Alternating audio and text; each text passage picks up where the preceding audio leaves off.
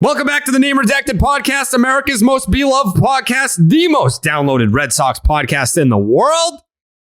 Peter's here, Tyler's here, Jake's here for a positive Red Sox podcast. The most positive Red Sox podcast that you're going to find on the internet in December 2022, because you know what?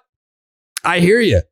Everyone that has tweeted me, reached out, expressed their feelings, their thoughts on the fact that Jared, one of the biggest Red Sox fans ever to walk this planet, I'm too negative. I even got compared to Dan Shaughnessy. Dan Shaughnessy, who hates the Red Sox, hates the owners, hates the players. He hates everyone that has ever worn a Red Sox uniform, except for, I don't know. I don't know that there are any exceptions to that. I was going to say except for Carl Everett. I tried to think of like someone that might be like a bad person, but then I remember that Carl Everett is actually the player who gave him the nickname curly-haired boyfriend. So he may hate Carl Everett the most out of anyone. So I just, I'm going to keep it super positive on this episode because, listen, a lot of bad things have been happening in Red Sox land recently. Xander Bogaerts going to the San Diego Padres today. Wait, what? Yeah. Holy shit. Yikes. Mm-hmm. Were we not going to talk about that? 11 years, baby. 11 years. $280 fucking million. Xander Bogaerts, you are a San Diego Padre, baby. Are you trying to make people cry? No, dude, this is the worst. Dude, put a smile on. This is the worst start ever. This is the Be worst positive, start ever. Dude. Be positive. Xander Bogaerts' last home run with the Red Sox was a grand slam. People forget that. It was a grand slam. It was raining out. He hit it into the raindrops. So here's the thing. I feel like because it isn't just people saying that I'm negative. Some people are saying, get off Heim's dick. You won't call out Heim. You fucking wear, what is it, rose-colored glasses? Is that the expression? People say I'm too positive, I'm a homer, and then people say I'm too negative. For me, I just am who I am. I tweet how I feel. When things are bad, maybe I'm a little over-the-top miserable. When things are great, I'm insufferable in terms of how happy I am and excited for my baseball team. I'm never going to change. I've been the same dude the entire time. I've lived half of my adult, not even my adult, I've lived half of my actual life on the internet as a Red Sox personality. Started when I was 16, now I'm 33. So more of my life, my time on earth, I have been a public forward-facing figure on the internet as a Red Sox personality. I have never changed. The only thing I've actually changed is that I used to not swear because I used to want to work for the Red Sox. And then 2013 happened and I gave up and I started swearing. That is the biggest change that I've made in my Red Sox personality career, is that now I say fuck. No, I say you take steroids. You I don't 40 fucking you take 40, steroids. You were 40 pounds. You were Dude, I don't take steroids. steroids. Jake, do I take steroids anymore? I've never seen it. He's never seen it. I've never Doesn't taken mean steroids. It hasn't happened. I haven't taken steroids. I haven't taken steroids in 10 years. What? Ooh. You were 40 pounds when you started. I was 113 pounds when I started. You could be blown away with the wind. Yes. Strong gust. You get caught in a wind tunnel and you're fucked. Yeah, well. You may as well be in San Diego with Xander. I'll take a test any day. I'm not on steroids, but I digress. Now you're trying to distract the people from what the real issue is. And that is, I'm not negative. I mean, I am a homer. I'm not going to say I'm not a homer. I am a homer. I want the Red Sox to win. I don't know. I feel like there's different variants of homerism. There are the homers, the ones that root for the Red Sox, that think the Red Sox can do no wrong no matter what happens. We're not going to name any names, but we all know some certain individuals on Twitter who maybe fit that bill. And then there's the homers like me who, yes, I want the Red Sox to win, but if I'm unhappy with something, I'm going to vocalize that, because I'm not saying that I don't have the power to create change. Clearly, because I wanted Xander Bogaerts here and he's not here. I wanted the Red Sox to get a deal done in spring training. They didn't get a deal done in spring training. I wanted them to make sure in free agency that he didn't sign elsewhere and he signed elsewhere. I alone don't have the power to fucking do anything, which is another crazy thing because people are tweeting me being like, bro, you need to fucking speak up because if you speak up, that's when the Red Sox take action. That's simply not true. It's not true. But yeah, I definitely fall into the category of I am a homer, but I can be negative because I can't say who wouldn't be. There's plenty. There's plenty of Reds. And you know what I've noticed? It's the younger fans. It's the younger fans that are like 20 and under, like teenage Red Sox fans are like, let Heim cook, dude. You got to let Heim cook. It's like, all right. It's the people that think that like being negative means that you're like a fair weather fan or you're like you're not a real fan if you have things to speak out against the team. I think you always have to fall in line with the team and the management. That's just not how being a fan works. No. Like you're allowed to be negative. You're allowed to see things for what they are. So like there's being a homer and then there's being a rational homer. And then the other end of it, it's like, all right, if there's not a trail of evidence right now of things to feel negative about, that's the whole other part of the conversation. We're watching reports come out on Xander Bogaerts the last week about spring training and those negotiations. You know, the main prospect who just got back from Mookie Betts, Jeter Downs, just got DFA'd today. Like, there is plenty of things to criticize. It's just so many people want to live on one extreme or the other. It's usually somewhere in the middle. Yeah, I mean, that's a good point. Like you can be a homer who's like always rose-colored glasses, always positive, but you can also be a homer who's like negative, who's always looking for a reason to criticize, always seeing things in that way. And those people definitely exist. But, you know, I think finding reasonable takes is where you want. This is a real tweet that I got today. I know what this tweet is. Do you? Have we mentioned this person on the podcast before? So not from him. I've officially moved on. I will not be responding to him ever again because he just. Continue. I think that's a bit. It has to be a bit.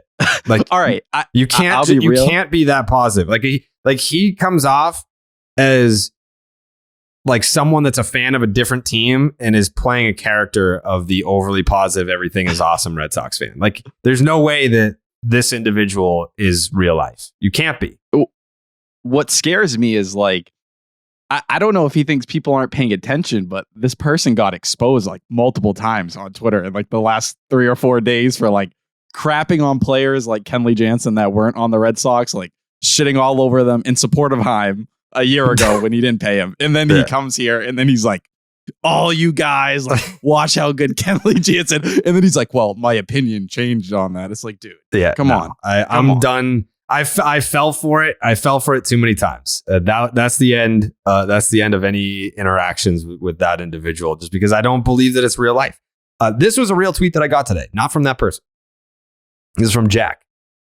And he said, you've become a slave to retweet / engagement game, whether you're conscious of it or not. Being patient / optimistic about the Sox doesn't sell. So constant complaining is a more fruitful approach for your gig. That's the deal, in my opinion. So I said in response, that's the dumbest tweet ever. I said, yeah, your job is to talk about the Red Sox. So don't tweet when bad things happen. Just be patient and only tweet when good things happen. That's definitely how the job works. So I don't understand. Famously, a lot of good things happening too. So yeah. There's like, I'm just only picking the negative things. There's plenty of good things to be tweeting about. So I just don't understand how, like, admittedly, yeah, like that is part of the job, is to get people to interact with you. But nothing that I tweet is inauthentic. Like, it's not phony. The only time that like it'll be an open bit, like if I'm being a dickhead about Yankee stuff, that's different. When I tweet about the Red Sox, you're getting my honest feelings about how I feel about the team. Nothing is contrived. Nothing. Like, at no point am I saying things for likes and engage. I don't give a fuck. If I like something, I'm going to tweet about how I like it. And if I'm pissed about something and I don't like it, that's how I'm going to tweet about it. So Yeah, that's wild. That is absolutely insane to be like, yeah, you're doing it for the likes and retweet. That's why anyone is tweeting. Anyone is Right. tweeting I hate when for people say engagement. that. Like that's the whole fucking point. But to take it to that next level, no, like nothing is contrived. Like I'm not doing anything for a fucking shock jock reaction. If I'm actually pissed, you think that I'm not actually pissed that Xander Bogaerts isn't on the Red Sox anymore? You think that's like a wacky bit that I'm doing? No. The 4 cigarettes, I'm trying to make it light. Like I'm not going to go on camera and just start crying at, like real tears. I am mad. I am sad and frustrated. I'll make it light, but I am actually frustrated about that and not happy about it. And then the Jeter Downs thing. So if you were in the Jerry Scoop Shop, you found out about. I'm sorry, Pete. Do you want to be in the Scoop Shop? What the fuck? Dude, you said 2 episodes ago you didn't want to be in the Scoop Shop. This is true. You said if you were in it, you would have muted it. Correct, but I would at least have the option to visit it and eat there occasionally. Doesn't mean I want to be barred for life from Jerry's Scoop Shop. Say I want to be in Jerry's Scoop Shop. I would like to occasionally visit Jerry's Scoop Shop. That's not good enough. If Pete, do you know how many fucking Red Sox fans would kill to be in Jerry's Scoop Shop? And you're like, I'd check it out. I'd check it out. Yeah. I'll be honest with you. It feels like you're throwing in my face that I'm not allowed in Jerry's Scoop Shop. No. I was literally about to add you. Like if I said, but you started this conversation by saying if you want to be in the Jerry's Scoop Shop. Well, I'm talking to the listeners because obviously the listeners are not in the Scoop Shop. Yeah. You know what? What? No, I'm gonna hang with the listeners. I'm gonna be a man of the people. Fine. I'm gonna hang out people outside Jerry's Scoop Shop with the listeners saying, "Hey, wouldn't it be nice to be in there?" Yeah, it would be nice. They're not letting us in. Letting us in, but it would be nice to be in there.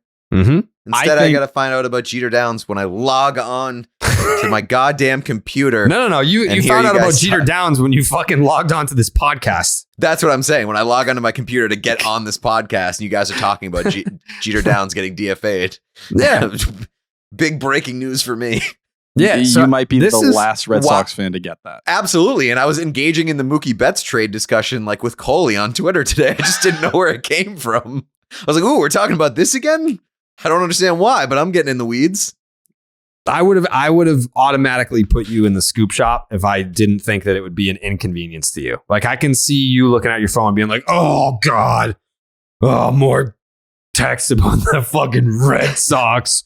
Oh, the Red Wings are playing the Senators tonight, and I got to read about Jeter Downs. Question: Is Pat L in Jerry's Scoop Shop? No. Okay. I don't think he would care either. No, he definitely wouldn't, and I would be pissed if he was in there. It was like, do you think that Pat L wants to be spammed with Jerry's Scoop Shop updates? That's what I'm saying. I wouldn't put you in a position to where you were the only one that's not in the Scoop Shop. All right. As much as I want to hang out outside with the listeners, I don't want to constantly be on this podcast and you being like, as we discussed in Jerry's Scoop Shop. That sounds very bad for me. It does. I mean, I gave you the option. I gave you the invite and you said, I want to be outside with the people. Now you're walking it back already. Pete Blackburn. Yeah, fuck the fans. Fuck the fans. Yeah. Fuck the people. Let me come and go as I please.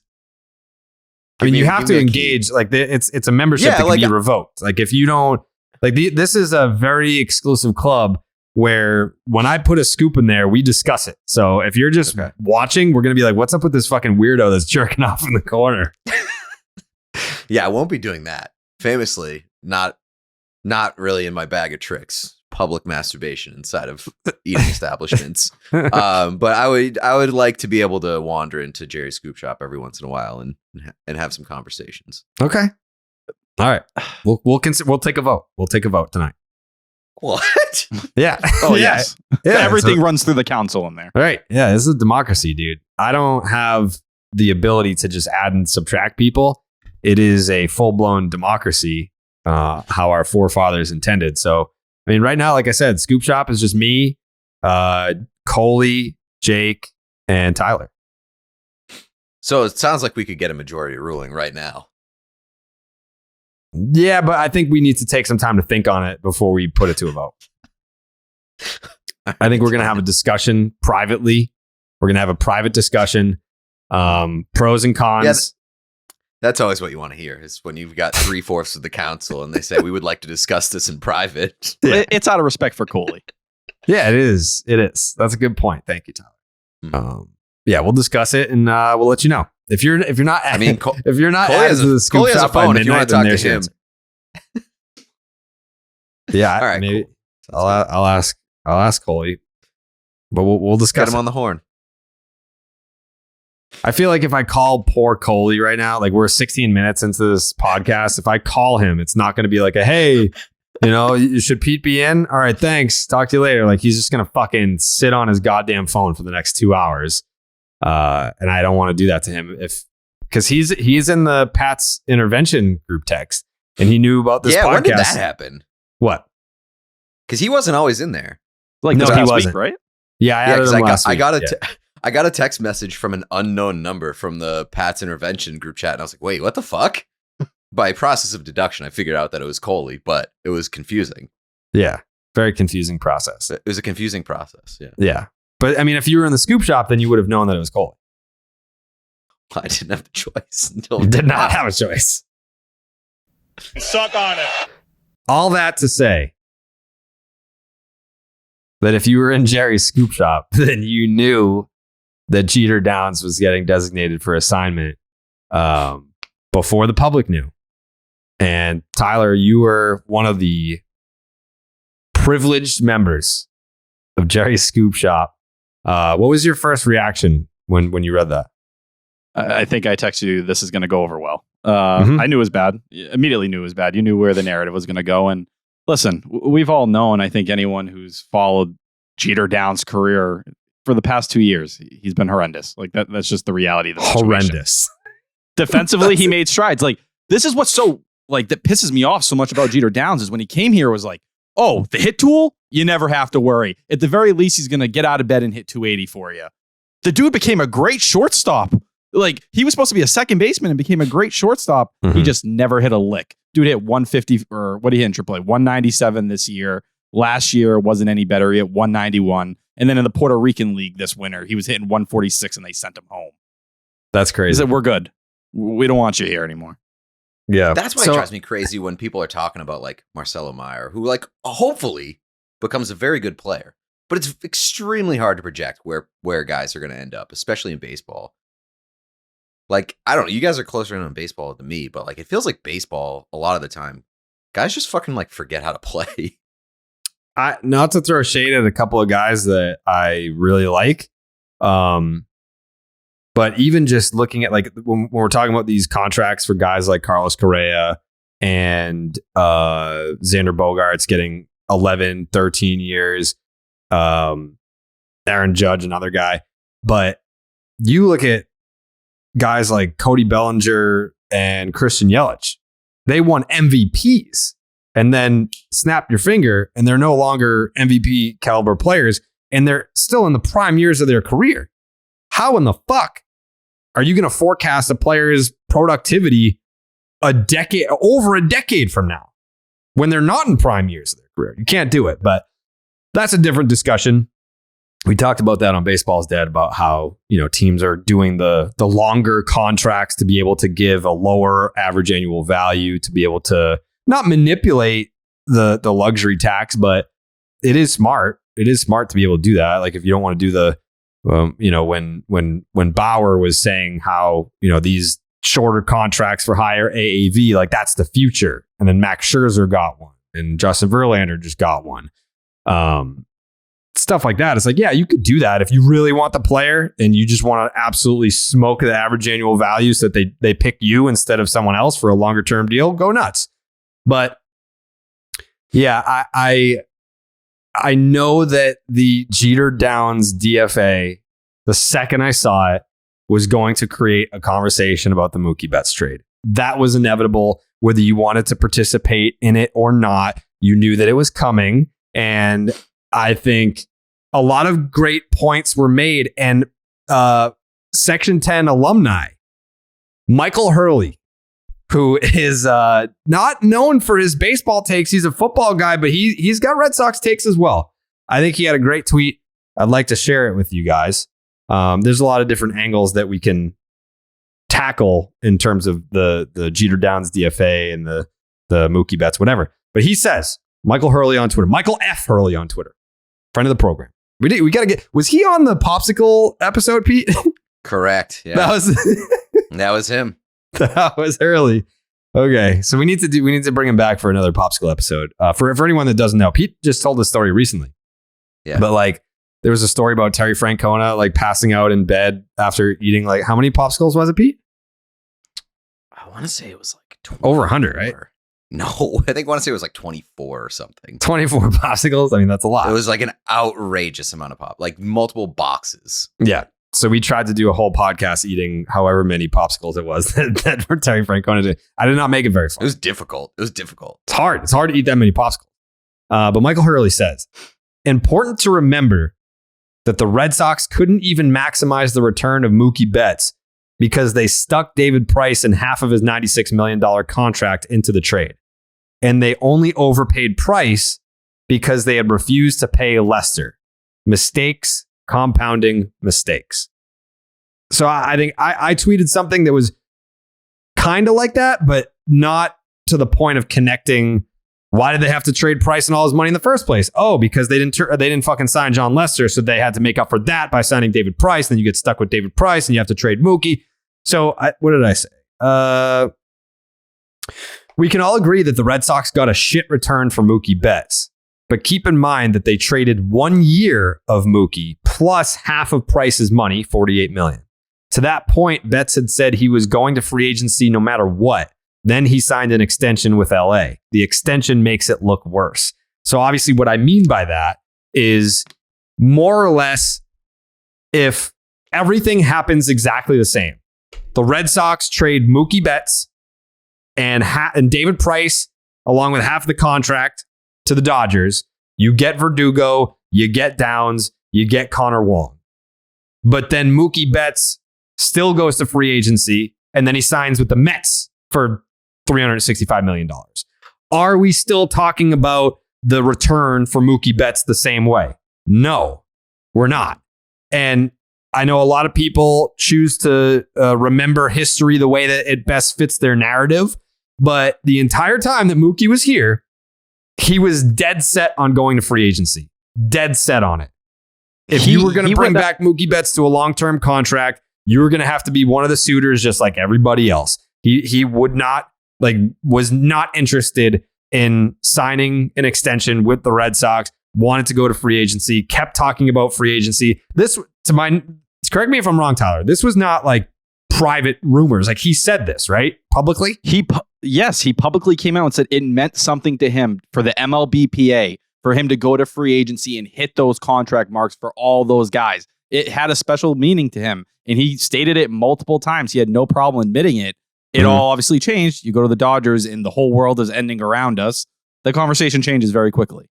So that's kind of part of the conversation that doesn't get brought up enough is had Mookie Betts stuck to his word and said, I want to go to free agency, so I'm doing it. I'll still take a call from Andrew Friedman. No problem. No problem. I'm happy to talk to the Dodgers. This place is great. I loved my time here.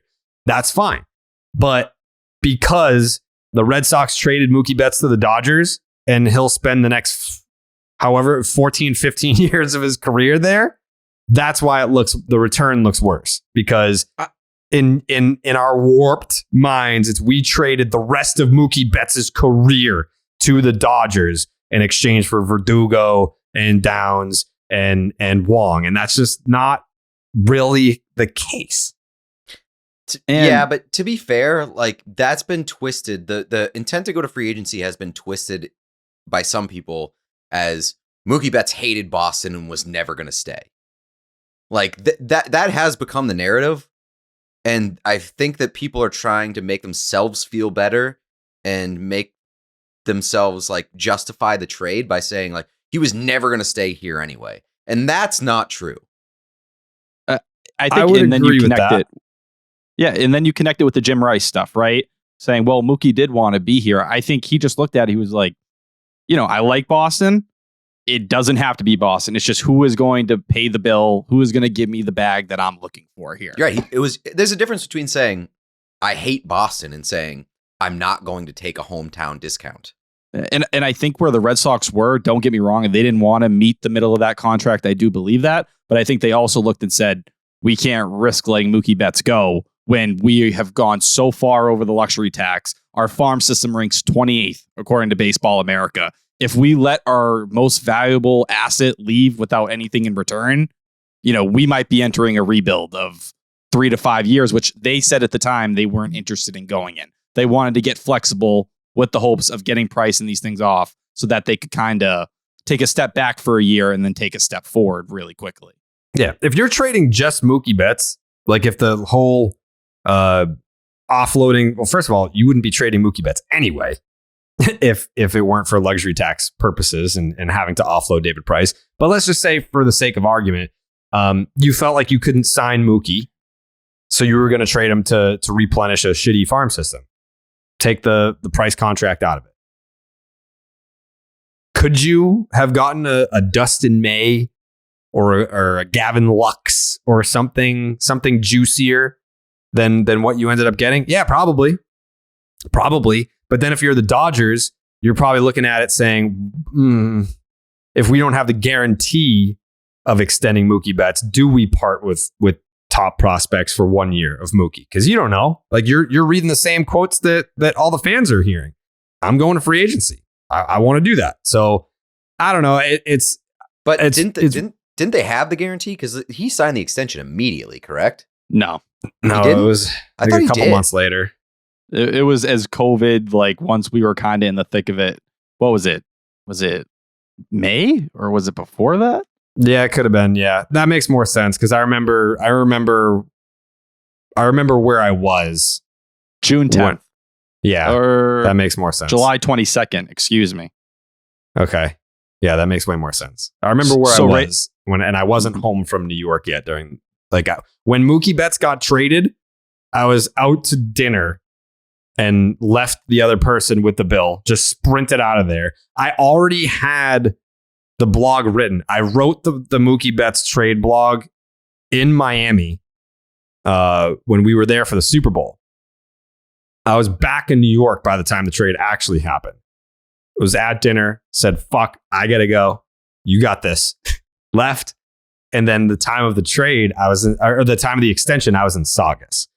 So it had to have been a decent separation between those events. Okay. Misremembered. Yeah. My fault. But this is all just, it's mid-December and we have nothing else to talk about. Like, does this really matter in the grand scheme of things? No. It's just another bad look for the Red Sox organization when, if you're to believe Chris Cotillo, should I call him right now to ask about the Verdugo thing? I'm going to call him. Yeah. We got to hit on that in his report. He said the Red Sox are going to trade Alex Verdugo. Yes, that the organization was down on him and he could see him being moved. Yeah, okay. They basically thought he pulled a Benintendi. I'm going to call him right now. He's probably teaching. You've reached Chris Cotillo. You fucking loser. Wow. You're a fucking loser. You're an absolute fucking bum. I will never call Chris Cotillo ever again. Ever. Ever, ever, ever, ever, ever. I'm deleting his number. Actually, you know what? I'm blocking his number. I'm blocking his number for life from Jerry's Scoop Shop. By the way, an anonymous, I won't say any names, an anonymous person from another Red Sox podcast texted me the other day. Oh, no, he's calling me back. All right, let's see. Take it all back. Hello? Why the fuck did you bitch button me? I didn't. I just always have it on Do Not Disturb. What? That doesn't mean it goes immediately to Dude, voicemail, you're a fucking reporter. What if this was a major scoop and this could make or break your entire career and you have me on Do Not Disturb? I'm selective. Like starting 9 and ITM, they don't have to deal with that. Did you go on starting 9? Yeah. I hung up. When the fuck did he go on starting 9? Couple days ago, he what was it? He was detailing the whole Xander Bogaerts / winter meetings situation and his conversation with Chaim Bloom. What a loser. Hey, he's dead. I'm blocking it. You want to go on fucking starting 9 and you want to go on ITM and still be the guy over? No. He's pissing on your grave. No. That's outrageous. He's dead to us. I'm actually going to block him on Twitter for that. I'm sorry you had to find out like this. Yeah. So the anonymous person from another Red Sox podcast texted me and was like, does Chris Cotillo reply to all your fucking tweets? And I was like, you know what? This dude replies to all my tweets because he wants the followers. He wants Red Sox fans to look under my tweets and then follow him. He's a fucking leech. He's a mooch. I wonder where he learned that from. He's mooching off of this fucking show, and then he wants to take it to every competitor that we got. Mm-hmm. What a fucking asshole. He's basically trying to like siphon gas out of the show. Yes. He's trying to siphon gas out of you. Yep. To gas himself up. Yep. So that he can go to where he wants to go. Correct. Yeah. He wants to milk this audience for his own benefit. But when we would call him before, he wouldn't answer. He wouldn't answer. But he'll go on all the fucking competing shows. And no one would even fucking know who he was if it wasn't for this fucking show. That's crazy. He's blocked. Dead to me. I will never answer one of his tweets again. I will never tweet at him. I'm blocking him on Twitter. I'm blocking his cell phone number. And when I see him at Fenway, I'm shooting him in the dick with a fucking beanbag shotgun. The Short King Society officially disowns Chris Cotillo. Done. Wow. Dead to me. Dead to me. Dead to me. I don't mean to piss on Cotillo's grave here, but we do have an update on Homerism as well, don't we? This feels like the right time to share it. On what? On his replacement?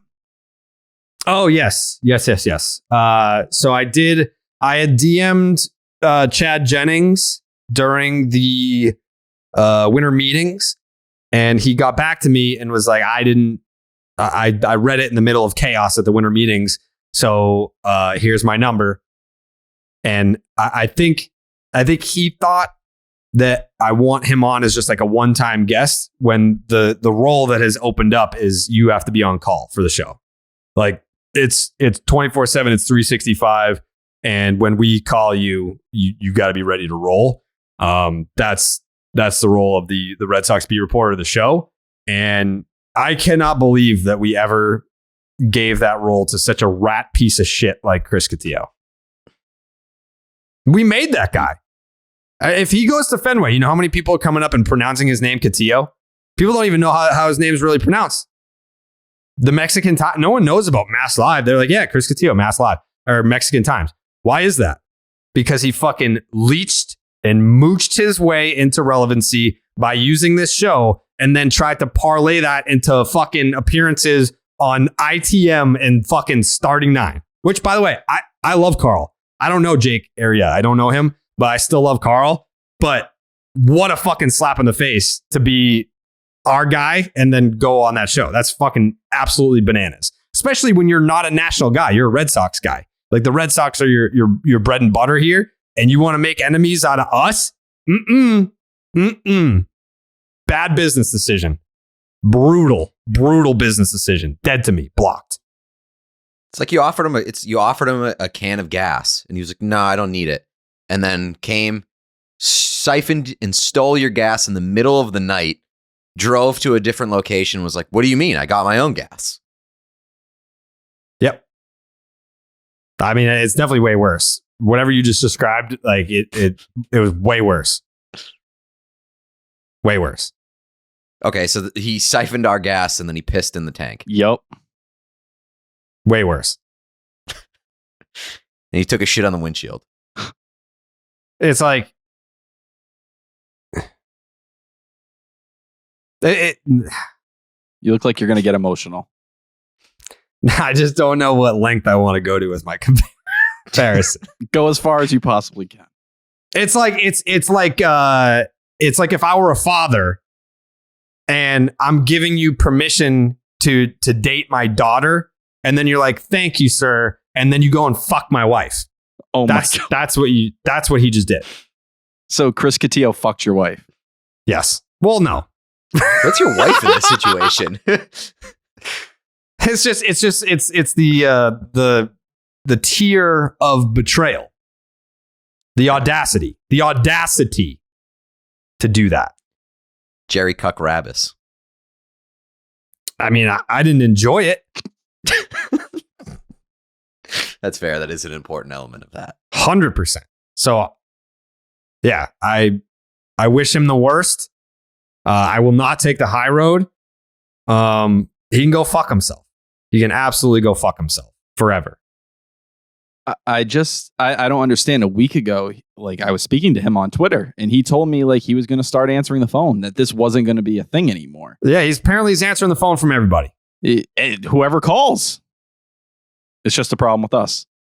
I'll never. As Father John Misty once said, "What's the point of being everybody's girl?" I don't know. A bar. That is a bar. Speaking of bars, head on down to your local bar and order a Blue Moon for me. Pour one out for Chris Cotillo. He's dead. Dead. Pour out your Blue Moon for Chris Cotillo. Dead to me, dead to the podcast. Should be dead to you. I mean, I don't know. It's up to you guys. Baseball season's over, and so is Chris Cotillo's career. But you can still feel that ballpark nostalgia with Blue Moon. In fact, Blue Moon was born in a ballpark where I'm going to see Chris Cotillo next year and punch him in the face. Sandlot Brewery in Denver, Colorado is actually where Blue Moon was born. Blue Moon's one-of-a-kind beer experience. It isn't just for baseball season. It's also perfect for the holiday season. I hope Chris Cotillo has the worst holiday he's ever had in his entire life. Its bold flavor, bright explosion of color, iconic orange slice ritual, and authentic ballpark roots will make your holidays feel unique and flavorful. Pete, you going to have some Blue Moons for the holiday? Absolutely. How many we talking? I want to stay on the nice list. Yeah. So I'll keep it responsible. Okay, that's a great answer.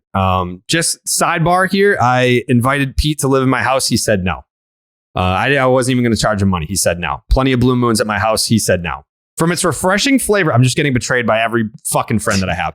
From its refreshing flavor with Valencia orange peel for a subtle sweetness and hints of coriander, Blue Moon Belgian-style wheat ale is a one-of-a-kind beer that's made brighter. It's carefully crafted and full-flavored with refreshing notes and a smooth, creamy finish. Why strike out with the same old beer when you can get something that's one of a kind? Best served with a signature orange garnish to showcase its beautiful hazy color. A beer this good only comes around once in a blue moon. I get it. Get it? But you can enjoy it all holiday season long.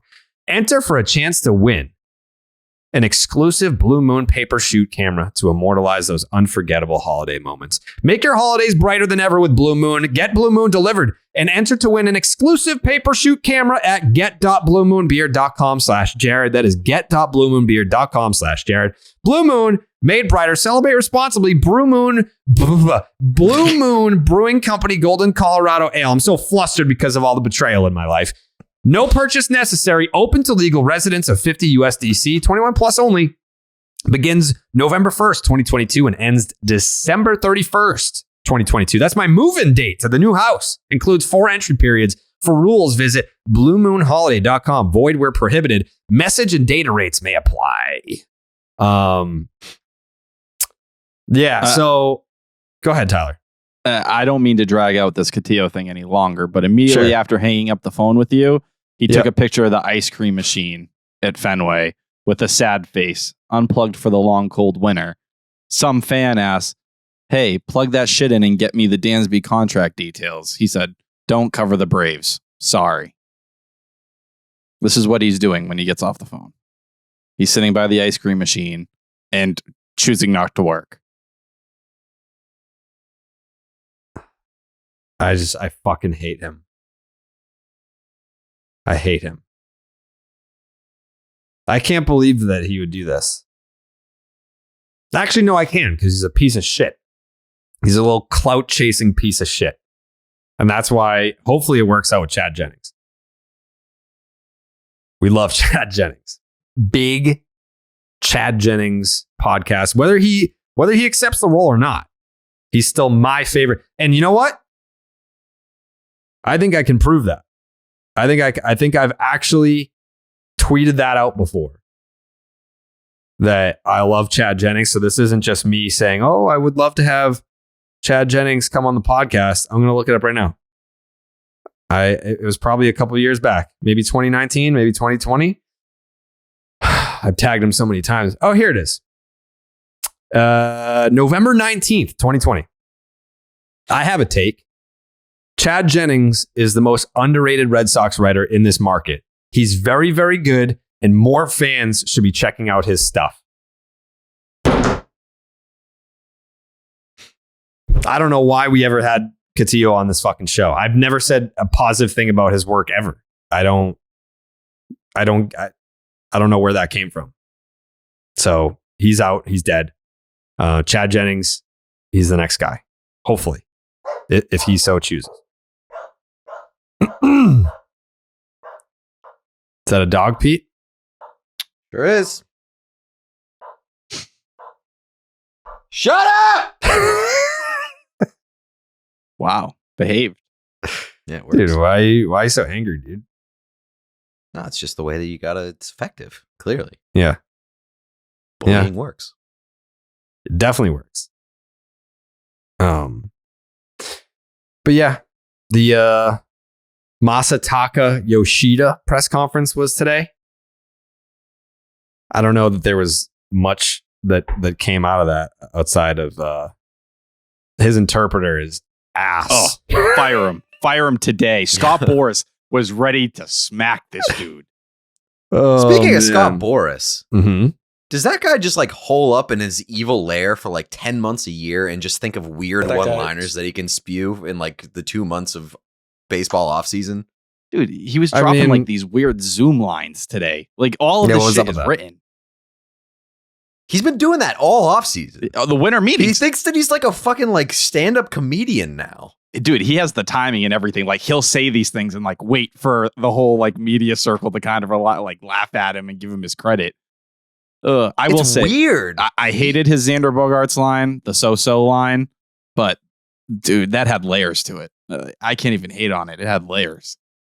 Do you think he has like a ghostwriter? Oh yes, there's no way in hell. There's no way. He's have like he just has like a nerdy kid like chained up in his basement, just scribbling on like notepads, like one-liners about baseball players that he can use to make himself seem like a little bit more likable. I don't want that. I want Scott Boras to like lean into being an evil piece of shit.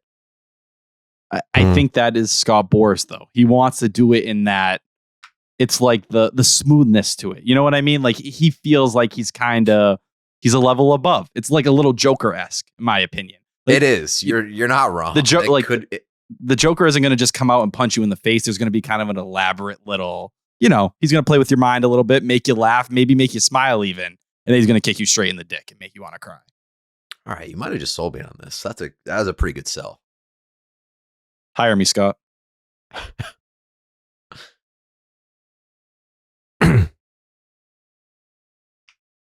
Are you okay? No, I'm good. That you didn't look good. It looked like you just read something in it. No, I'm just looking at this fucking clip on Starting Nine and Chris Cotillo. Is all. I just want to see it for myself before I made the decision. Did you like the part where it's like all his face is like the entire? Yeah, he looks like a fucking idiot. Picture. Oh yeah, his head looks like Mr. Potato.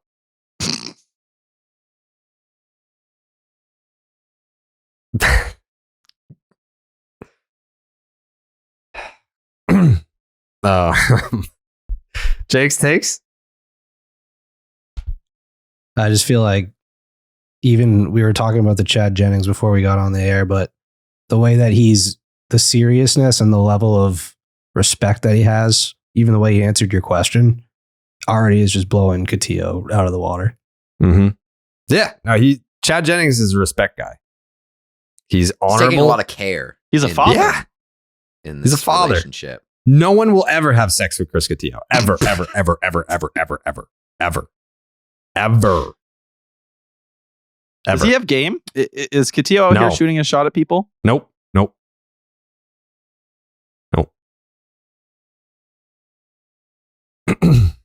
Even if he did, game only gets you halfway.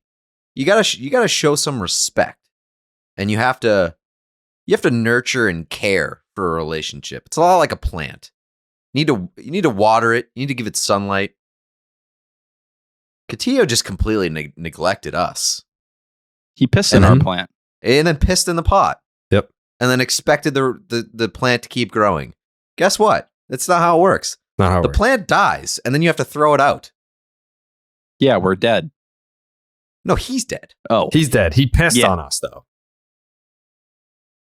it's your analogy. Yeah, I'm not sure this analogy works. He pissed in the pot, but he died. And Just go with it, Pete. Just go with it. He pissed on us, and now he's dead. Finish it. Okay? Do you get it? mm-hmm. Yeah.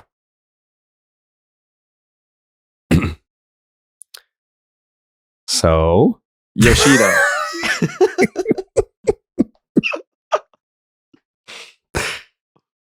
I mean, we're almost an hour into this podcast, and no one here has congratulated me on winning the fucking Red Sox Twitter thing, personality tournament. Thank you. I'm gonna hit the clap on my board. He also didn't. Shut up, Pete. Shut up. Woo! Fuck yeah, dude. That's what I'm talking about. That's what I'm talking about. What was Getting the wins. What was the final marking? It was you versus stats, right? Correct.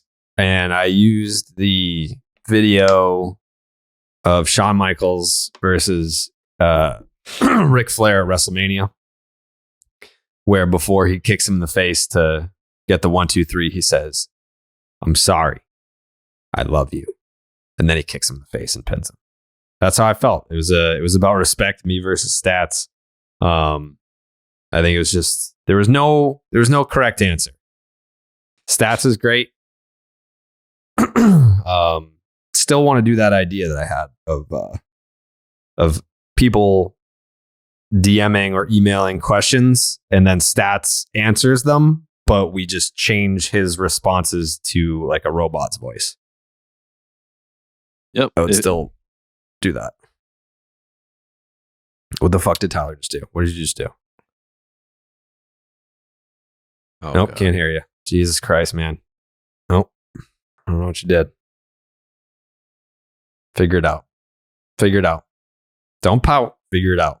That's the new motto of the show. That's a bar. Yeah. Don't pout. Figure it out. It doesn't seem like you're trying to figure it out, Tyler. You're speaking into the mic that is clearly not working, and we are talking about you figuring it out. Yeah. It's just, I think you're gonna have to like X out and come back because it was like he's pouting. Don't pout. Figure it out. You're pouting. He's literally doing the exact opposite of every You're part of still that pouting. equation. And he's not figuring it Oh out. my God, dude. Just Get it together. 100% pouting, 0% figuring Stop it out. pouting. Thank you. Holy shit. Oh my God. Maybe, Pete, you know what? Maybe I am a little negative. Don't ever compare me to Dan Shaughnessy because he's negative because he's old and fucking miserable. I'm negative because I want the Red Sox to win. I'm negative because people that I try to do favors for betray me. I think my negativity is pretty justified. I try to elevate people around me. I try to do nice things for people. And what do? I get pissed on. I get pissed on, Pete. Piss! Is Tyler trying to fucking talk right now? Are you trying to Tyler, fucking you figure talk? it out or no? Outrageous. And I even said, I love how if you rewind to the beginning of the podcast, I was like, this is going to be a very positive show. It's going to be very positive. Yeah! 100% figuring it out, 0% pout. Well, he's Good still job, pouting somehow. dude. Good job, Tyler. Yeah. What did you do? What happened? Oh my God. The audience can't get enough. They can't get enough of Tyler fixing it. Wow. Unbelievable. Yeah. Yeah, congratulations on winning that fun contest. But also, congratulations on buying a house. It's like, it's sort of Come on, like shut that. up, shut there up. you go. Shut up. Gotta get the applause for the house. Thank you. Thank you. Thanks. Oh no, I think it was Tyler's gone again. Okay, he's back. All right. Thank you guys. Thank you. Nope, he's not figuring What it out, do you but- keep touching that makes your fucking audio cut out? Stop pouting.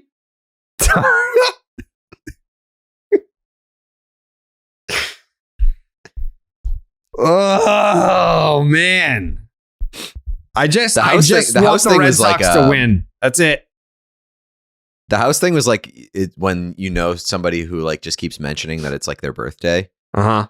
And they're like baiting somebody into wishing them a happy birthday. Uh-huh. You just mentioned that like you bought a house like 4 times. When? In the I didn't fucking say that. When the fuck did I say that? You mentioned that you invited me in to live in your house that you just bought. Then you also mentioned that you have a move-in date on your new house. Yeah, And that's the fucking moving day. You bought a house, Jared? I bought a house. How did you not talk Thank about you. this? Thank you guys. Come on. Stop it.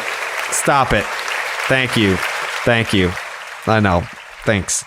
Yeah, I mean, you can't call me an I guy when I win the fucking Red Sox Twitter personality. Shout out to Ed, by the way. Great follow on Twitter. What is it? Ed Hand 81? Is it just 8? 8? I'll tell you right now. It's the least you can do after fucking up the last 20 minutes of this show. Ed Hand 89. And you know what, Jared? 89. Go fuck yourself. Go fuck yourself. You what? Go fuck yourself. You heard me. You celebrating unplugged your over here. microphone 7 times. Twice, Jared, twice. Mhm. And you know this has been a bad week for me. You're sitting here just showboating that you beat Stats in the finals when Stats... I'm not showboating. No, you are. When Stats knocked me out and you don't even give a fuck. Not even, hey. I don't. Go fuck yourself. That would have saved you from a fucking absolute mauling in the finals. That's fine. It would have been 98-2. That's fine, but I had a little bit of a nice run, and I think Hey, not no from one, a selfish no one's standpoint, saying that you had a great run. no one said anything, and that's my problem. I just run. want someone to say it. Play the sound. Good job. Good job. Yeah. You did a good job. Pete, were Great you job. were you in this? Were you in this, Pete? I was not. I guess because you're just multi-sport, I guess. I don't know. I mean, I would never expect to be involved in that. Yeah. Well, I mean, like I said, the second Not that I even won, invited to Jerry's scoop I shop. won, I made it about the team. I said, Jake, I want this video made, and I want all the homies in there. And we won this together. We won this as a team. Acceptance speech was about the team, wasn't about me. It was about you guys, and I feel like that, no one wanted to point that out. How I took a moment that was supposed to be made for me, and I made it about you guys. So, come on, stop. Enough. You guys are honestly the most supportive fans in the podcast space. I'm embarrassed. All right, thank you. But that's really it. I truly wanted this to be a positive podcast. I did. But you have to remember, I live by myself. I don't have any friends. I don't like to talk to people. So I have all this negative energy built up and nowhere for it to go. Plus, we asked Positive Paul if he was going to be able to make it on this episode, and he said no.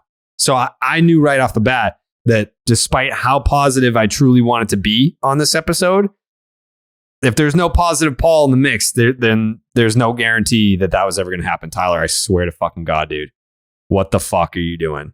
What did you do? Jesus Christ. What is it? What is this guy's deal? How does your video do you not pay your internet? Oh my God. Jake, what is this guy's fucking deal? It's just his immediate reaction is to pout every single time. Yeah. And attempt to speak in the mic that he knows is not working. Not working. It's going to be funny for the listener because I would imagine that even though we can't hear him, his like remote recorder is probably picking up his sound. So if you're watching this on YouTube or if you're listening on Spotify or iTunes, you can probably still hear Tyler, but we can't.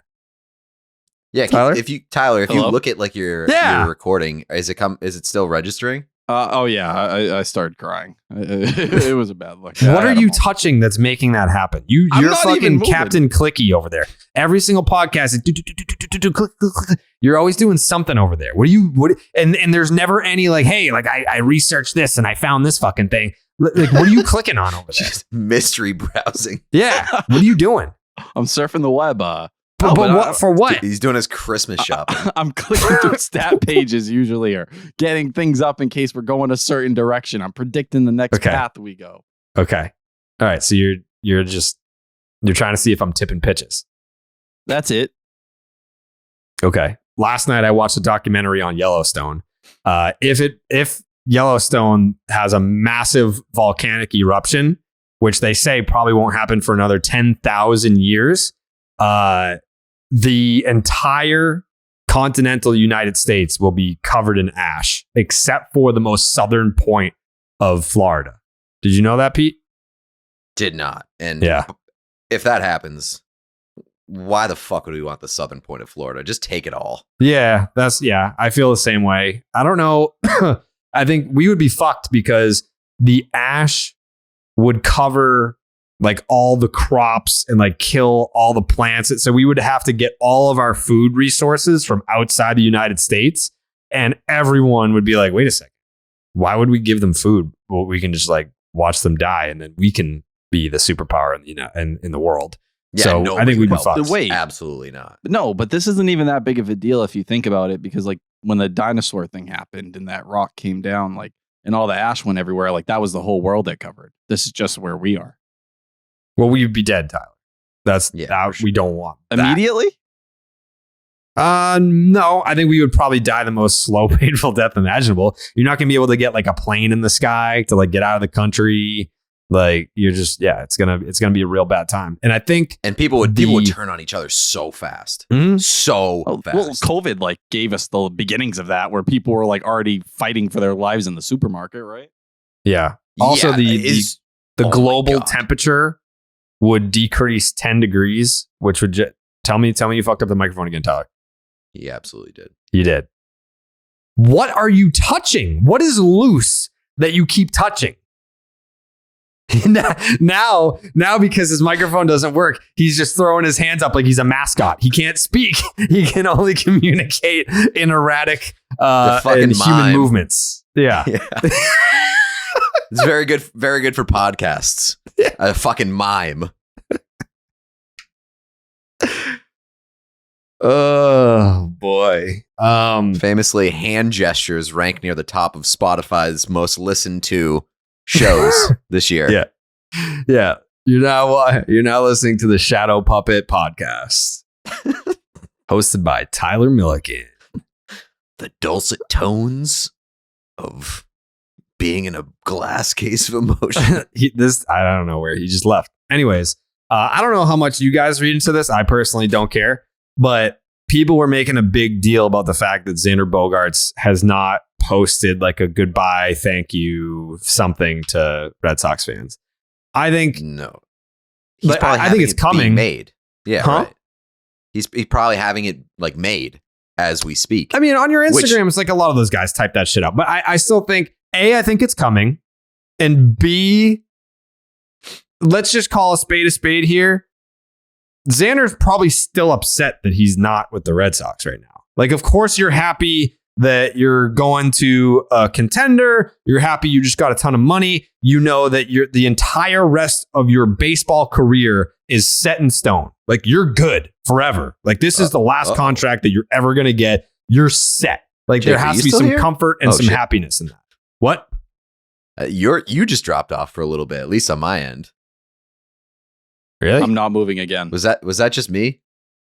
He did for a sec. I think it was Tyler's fault. This Tyler's fault, yeah.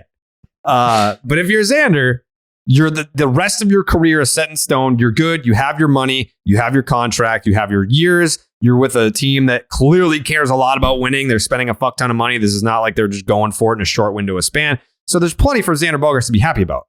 that being said, I'm sure he's still upset about the way that the Red Sox treated him on the way out. I'm sure you're sad that you're leaving the place that you've only ever known, this one city, this one organization.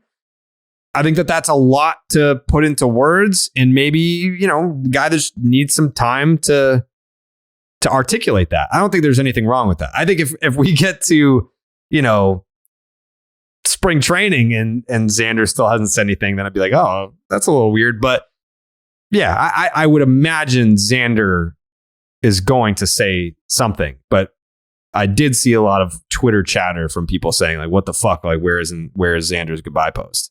Well, I can't even imagine caring about that. Like, I didn't even notice. Mostly because is it going to make you feel any better? Mostly because he commented on my Instagram, so I got my goodbye. So I don't really care about anybody else get one. I just don't understand people who like take that mentality, like, oh, I'm happy we didn't pay him if this is the case. Like, considering everything he went through, and the presser told you that, like, there were some subtle shots there at the Red Sox, which were well deserved, well within his right. Like, I don't think anyone's crapping on him, but no surprise he mentioned the 2018 team multiple times, saying a team that wants to win multiple times, straightforward in negotiations. Like, he highlighted everything that we've kind of been talking about over the last, let's be real, the last calendar year-ish, or going back to spring training at the very least. It's just, It's tough. Cody Bellinger just put out his, I think yesterday. So, for the record, Xander Bogaerts has not posted on Instagram since December 4th, 2021. So it's been over a year since he's posted on Instagram. That being said, he did respond to my goodbye post. So it's not like he's not. He's on Instagram. Who was the last Red Sox player?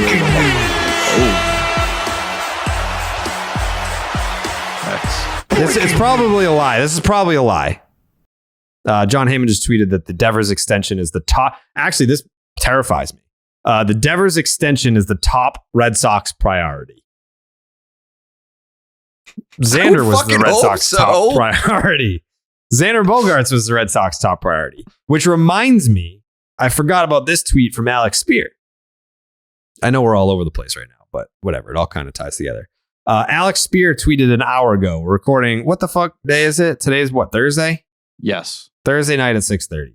About an hour ago, Alex Spear tweeted, Boris implied that he feels Sox offer for Bogarts was capped by teams' excitement about Meyer.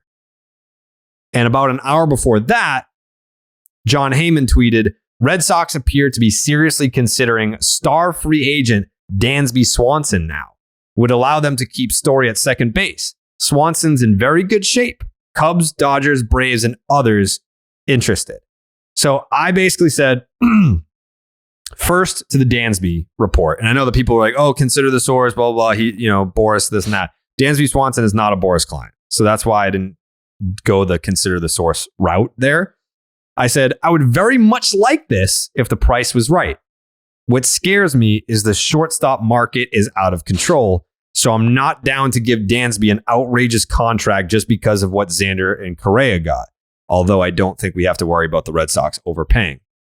And then the Spear tweet about, maybe they capped themselves because of Marcelo Meyer. I said, which should tell you all you need to know about the Red Sox being interested in Dansby Swanson. And there's nothing wrong with that. If you think Meyer is the guy, then at least that's a logical reason for not being overly aggressive with Xander. But Marcelo Meyer better be the guy. Like, if you are saying we're not paying Xander or we're not going above a certain amount because we really believe in Marcelo Meyer, that is a lot of pressure to put on the kid. But if you remember in that draft, number 4 pick overall, but everyone was saying this is the top prospect in the draft. This is the best player in this draft.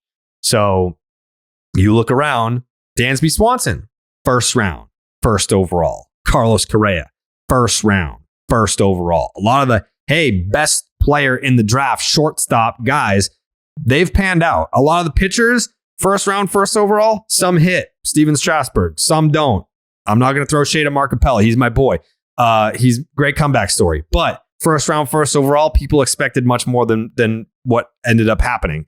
So I'm not saying the Red Sox are wrong for not being overly aggressive on Xander or in the Dansby Swanson market or the Carlos Correa market if they truly believe that Marcelo Meyer is the next big thing. He's the next Correa, the next Bogarts. Fine. But you're still talking about 2 years down the line, best case scenario, right? Like, what does Sox prospects have as ETA at, Tyler? You probably know off the top of your head. The belief is like end of 2024, if he stays on the same path of where he's at, we'll be having that conversation. Probably similar, let's call it September 2024. We'll be saying, is he ready for a call-up? Okay. So best case scenario, 2 years, let's call it 3 years. How are you going to fill that gap? Is it Trevor Story at short and then you move him back to second base on the back end of that deal? Do you find a stopgap shortstop for the next couple of years? Jose Iglesias, heard he's available. And I'm not joking. Like Jose Iglesias is not a guy that I would be bummed if the Red Sox are like, yeah, I'm going to have him come in here and play for a year or two. It's like, okay, then at least there's a plan. At least we know what the fuck you guys are thinking, because right now, when you tell us that Xander Bogaerts is your top priority and then you're nowhere close, and I'm not saying the Red Sox should have matched or been in the neighborhood of 11 and 280. If they were more on the spectrum of 7 or 8 years, whatever, fine. But at least let us know somewhat of the inner workings. And, Scott Boras could be bullshitting. Who knows? But at least that's the first time today, this happened at the Yoshida press conference, that we heard, the Red Sox are really kind of all in on Marcelo Meyer. They didn't want to have Trevor Story locked up for the next 6 to 7 years and Xander Bogarts locked up for the next 8. Then what are you going to do with Meyer? I think where things get weird, and I will say Alex Spear was on Keith Law's podcast yesterday or 2 days ago, and this exact question was asked, and he said, talking to people in the organization, he did not believe it had anything to do with Marcelo Meyer, how they pursued it. And then the Dansby Swanson element of all of it, it's like, okay, Dansby Swanson, like you said, for the right amount of money, maybe something in the realm of what Trevor Story got this year, and that's with the market going up. I think, when Trevor Story signed his deal, he was viewed as a better player than Dansby Swanson. But if you're talking Xander Bogaerts, it's like, all right, yeah, if you had paid that guy, in 2 years, it would have made sense to move him somewhere. Scott Boras said it himself. They're already having conversations about second base or third base or whatever it may be. Dansby Swanson, if you're paying him, that bat's not profiling anywhere else. Like, let's maybe second base, but does that make much sense on this team when you have Trevor Story? Like, Xander Bogaerts is a bat that can play left field, third base, second base, and you'd be fine. If you're paying Dansby Swanson, it was a nice year for him. I think it was a 111 OPS plus or whatever it was. We're also talking about a guy who was a below league average hitter a year ago. Great defender, amazing defender at short, 100th percentile outs above average. But most likely, I think when we look at Dansby, we're talking about a league average bat, maybe a little bit better. I don't even know why. Like how many times do we have to hear or see that the Red Sox are in on a player only to have them sign elsewhere, and the Red Sox were either nowhere close or they were never in at all? Like, when will we learn our lesson? At least from the top the top free agent class. Kenley Jansen, you got a closer, led the league in saves last year. I know, I want to talk about the Kenley thing in a little bit because I have some thoughts on that. But even like a Chris Martin, nice signings, whatever. They make your team better. But in terms of the blow your fucking pants off type players and those contracts that it would require to actually bring in a guy like that, I'm never getting my hopes up as long as, it's not even a Heim Bloom thing. I think it's a John Henry thing that you just look around, read between the lines. And I'm not saying that a sale is coming. I'm not saying that I'm demanding one, but it certainly smells that way, doesn't it? Doesn't it have a hint of we're going to sell the team somewhere in the next couple of years? I mean, the signs are there, but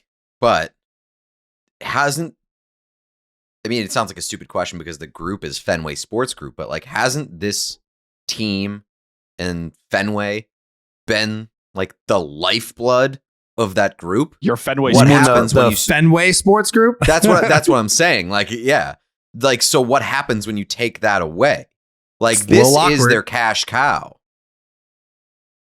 They're just using the cash. I don't have the numbers in front of me, but wouldn't you think that Liverpool is more of a cash cow and they just fucking sold the team?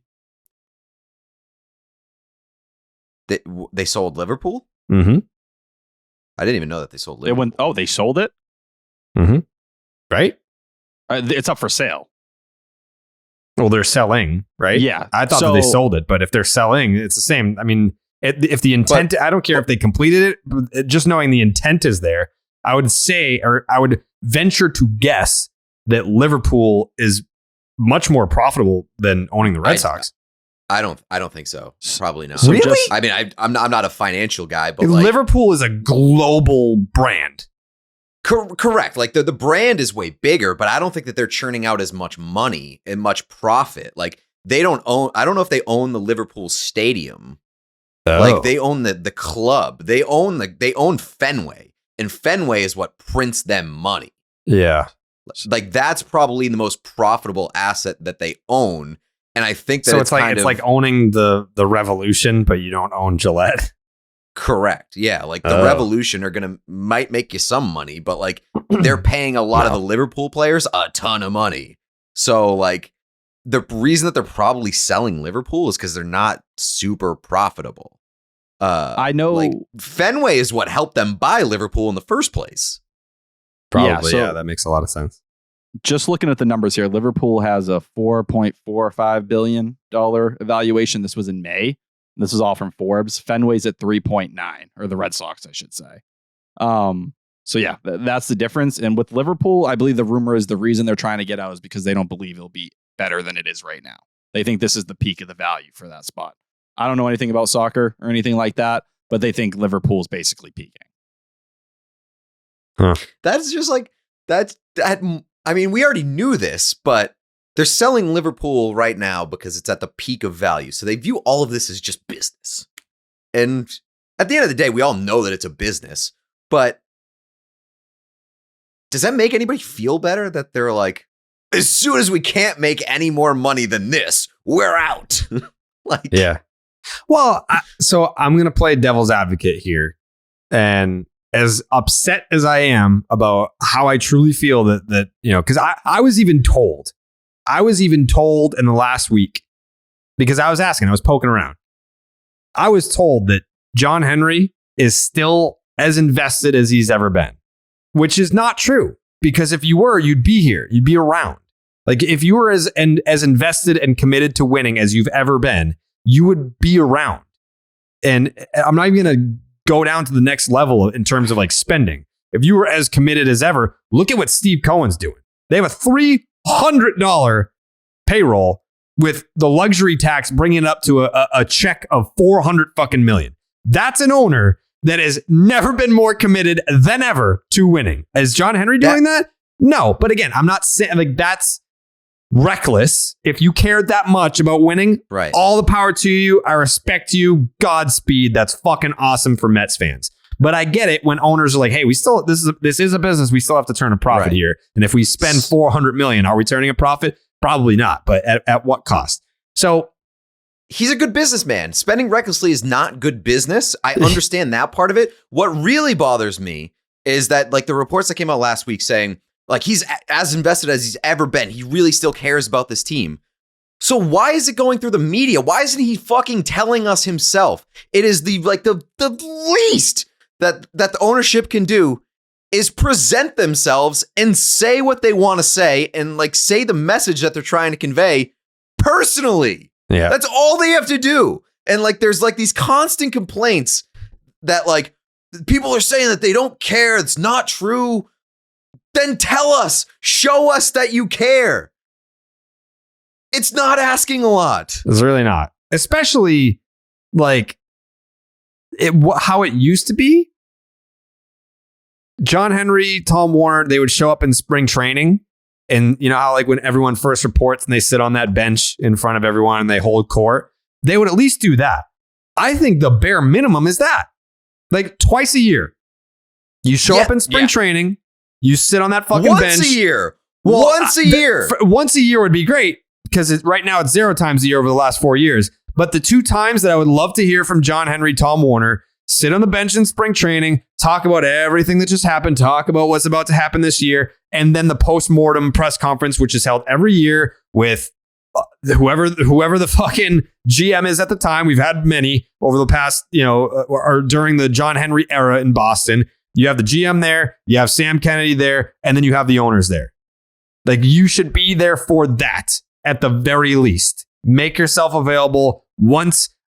I know I'm getting a little greedy here. Twice a year, those two events. And when shit happens in between and you don't want to talk about it, like, oh, the trade deadline, the Red Sox had a bad trade deadline and they didn't get under the luxury tax. And people are like, why the fuck didn't they get under the luxury tax? Do we need to hear from John Henry immediately? No, that's fine.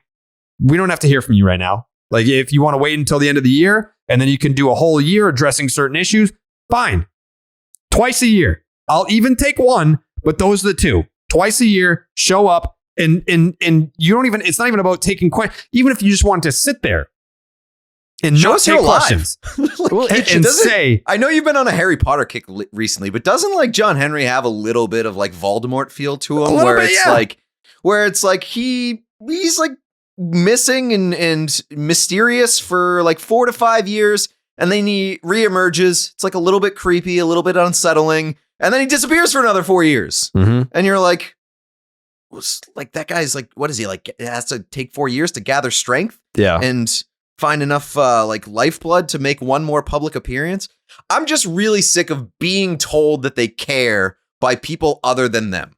Oh, yes. Just go down the list. It's like we had X saying it in the booth in his last game. Like, oh, they're storming around back here all angry and upset about how this year goes. It's just Sam Kennedy, and I think it's becoming clearer by the day. At the end of the year presser, he got into it a little bit, saying they cared. But you could tell there was frustration there, and it was kind of building and building. Wouldn't you be frustrated if you were Sam Kennedy? Ultimately, that's your job. Yeah, your job is to be like the forward-facing guy of the Red Sox ownership group.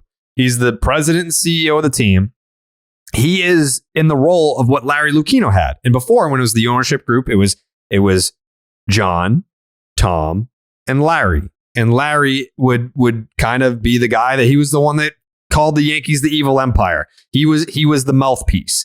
And now that role belongs to Sam Kennedy. But Sam, the thing about Sam, like, Sam catches a lot of heat too from Red Sox fans, because a lot of the stuff that he has to say is very PR conscious. And the Red Sox are a very PR conscious organization. Sam has to toe the line of PR. Like, this is business speak. This is PR speak.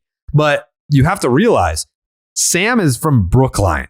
Like, he grew up a Red Sox fan.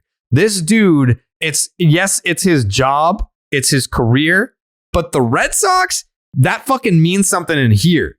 John Henry, Tom Warner, they're not from around here. It is a business to John and Tom, and that's fine. I'm not saying that that's a bad thing, but it is a business to John and Tom. To Sam, Sam gives a fuck. Win or lose, he gives a fuck. And that's not to say that John doesn't care, but it's a different kind of care. They want the Red Sox to win because that's profit. That's good. We can business. Sell things. Yeah, right. Yeah, like we're going to renew season tickets. Like, this is going to be great. Sam cares on a different level. Because if you take away his career, do you think Sam still cares, win or loss, about the Red Sox? Yes. Yes, he does. If he takes a job with the Celtics, does he still care the same about the Red Sox winning or losing? Yes, he does. And I know that to be true. So that's why when he should be the mouthpiece, because he does care and he is local, but it's unfair to him to constantly trot him out to answer for your lack of presence. Even that though. So even as a Sam guy, I could admit that when Sam does have to speak publicly, he doesn't speak with like that, fuck you, I'm from Boston, I care about this energy. Like, he does speak in a way where it's like, well, we do this and we do that, and here's why, and here's reasons X, Y, and Z. Like, he's very, again, just it's very PR natured in the way that he's not Theo.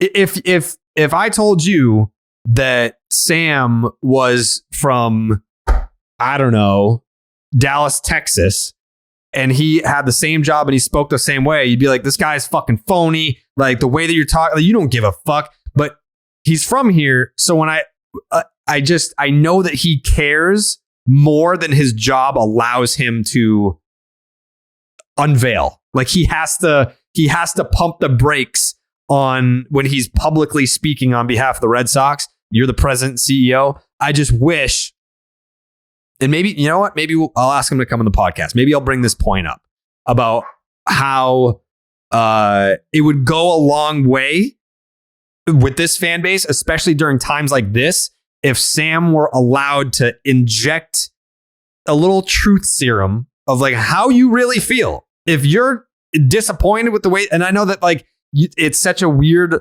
line that you have to toe, because if you voice your frustration, you're kind of condemning people that you have to walk across in the hallway. Like you can't be like, man, I'm really pissed about fucking Xander, because then it's like, oh, Sam Kennedy thinks that Chaim Bloom did a bad job. Like people will run wild with the headlines. But the way that Larry was, in the sense that he would, go off with his one-liners and he would have some, I guess, a little aggression and spice and sassiness to the way that he represented the Red Sox. Like we need that. I was going to say, there's an easy solution here. It's just like 1 or 2 F-bombs once in a while. Yeah. Just throw in the F word. Yeah. It comes across way less PR conscious. It comes off way more authentic. Very Boston. Very Boston. And people will be like, man of the people. I think Chaim gets a little bit of that too. When like he was speaking with Cotillo, not to bring him back up, but he was dropping, like he said shit a couple times. He's like kind of saying like, I'm willing to put it on the line here. Like, I don't care about what my legacy's here. I'm going to do what I think is right for the Red Sox. Who said shit? Sam? No, Chaim. And it's like, okay, all right. There's Chaim showing a little bit of personality. When you have Sam Kennedy after the Kenley Jansen press conference giving you owner speak and saying, yeah, we don't really want to look back at what happened with Bogarts. We're just going to try to move forward and make the right decisions. That's when I feel like fans continue to get upset and get mad, because then it feels like you're sitting there and basically you're covering for the failures of ownership as we hold John Henry accountable here. I'll be honest. I was kind of impressed by Chaim in like that interview, just because he did seem frustrated. He was like, you know what? I understand that these are difficult decisions and I'm going to be made out to be the bad guy when decisions like these are made, but I'm going to stand by that. I'm going to be okay with it. Like that sort of conviction does make me feel like he has a vision, at least. I don't know if I necessarily believe that they know exactly what they're doing at this point in time, because there are a lot of conflicting messages. Like they said that Xander was their top priority and didn't really follow through on that. But the conviction to be like, you can make me out to be the bad guy, but I'm following the blueprint that I'm setting for myself.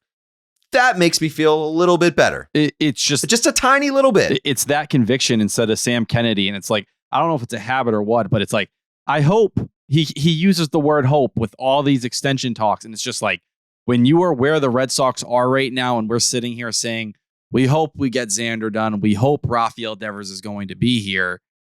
It lacks that conviction. You can only say it so many times. And now they're in a place where, especially Sam Kennedy, the words don't mean anything. Like every time they talk, it's just everything they say is going to get twisted into a negative light no matter what.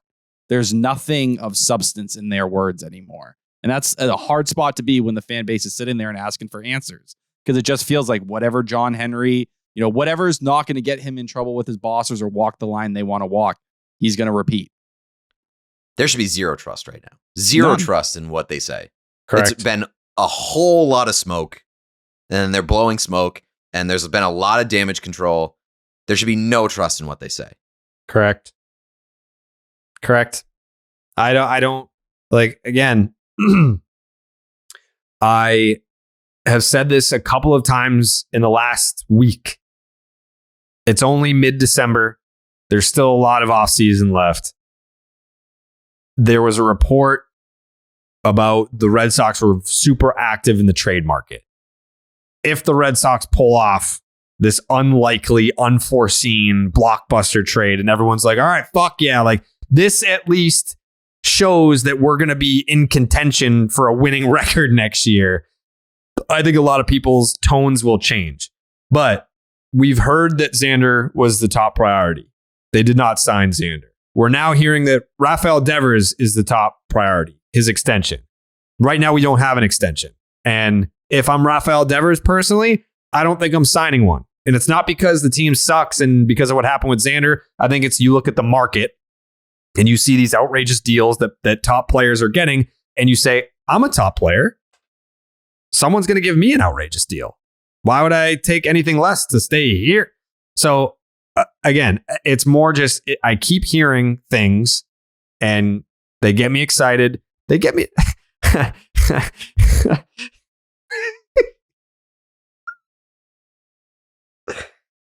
I have my text messages on my laptop, and I just got a text from a Red Sox source who just all I saw was, "Are you okay?" Did something happen? No, but I tweeted I quote tweeted the John Heyman report. Devers extension is top priority.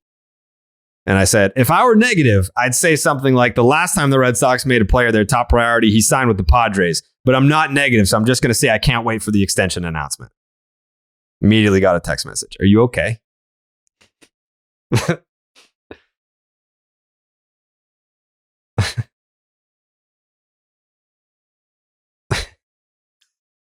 Anyways, interesting. But that's where I'm at. I any Red Sox fan that says I don't trust you to Heim, to Sam Kennedy, we're not hearing from John and Tom, but if they did say so, we did hear that we didn't hear it from them, but we heard the reports back in September that they had met with Xander and Devers and said, we're going to make an honest effort to keep you. And if I were to ask all of you guys, the effort to keep Xander, was it an honest effort?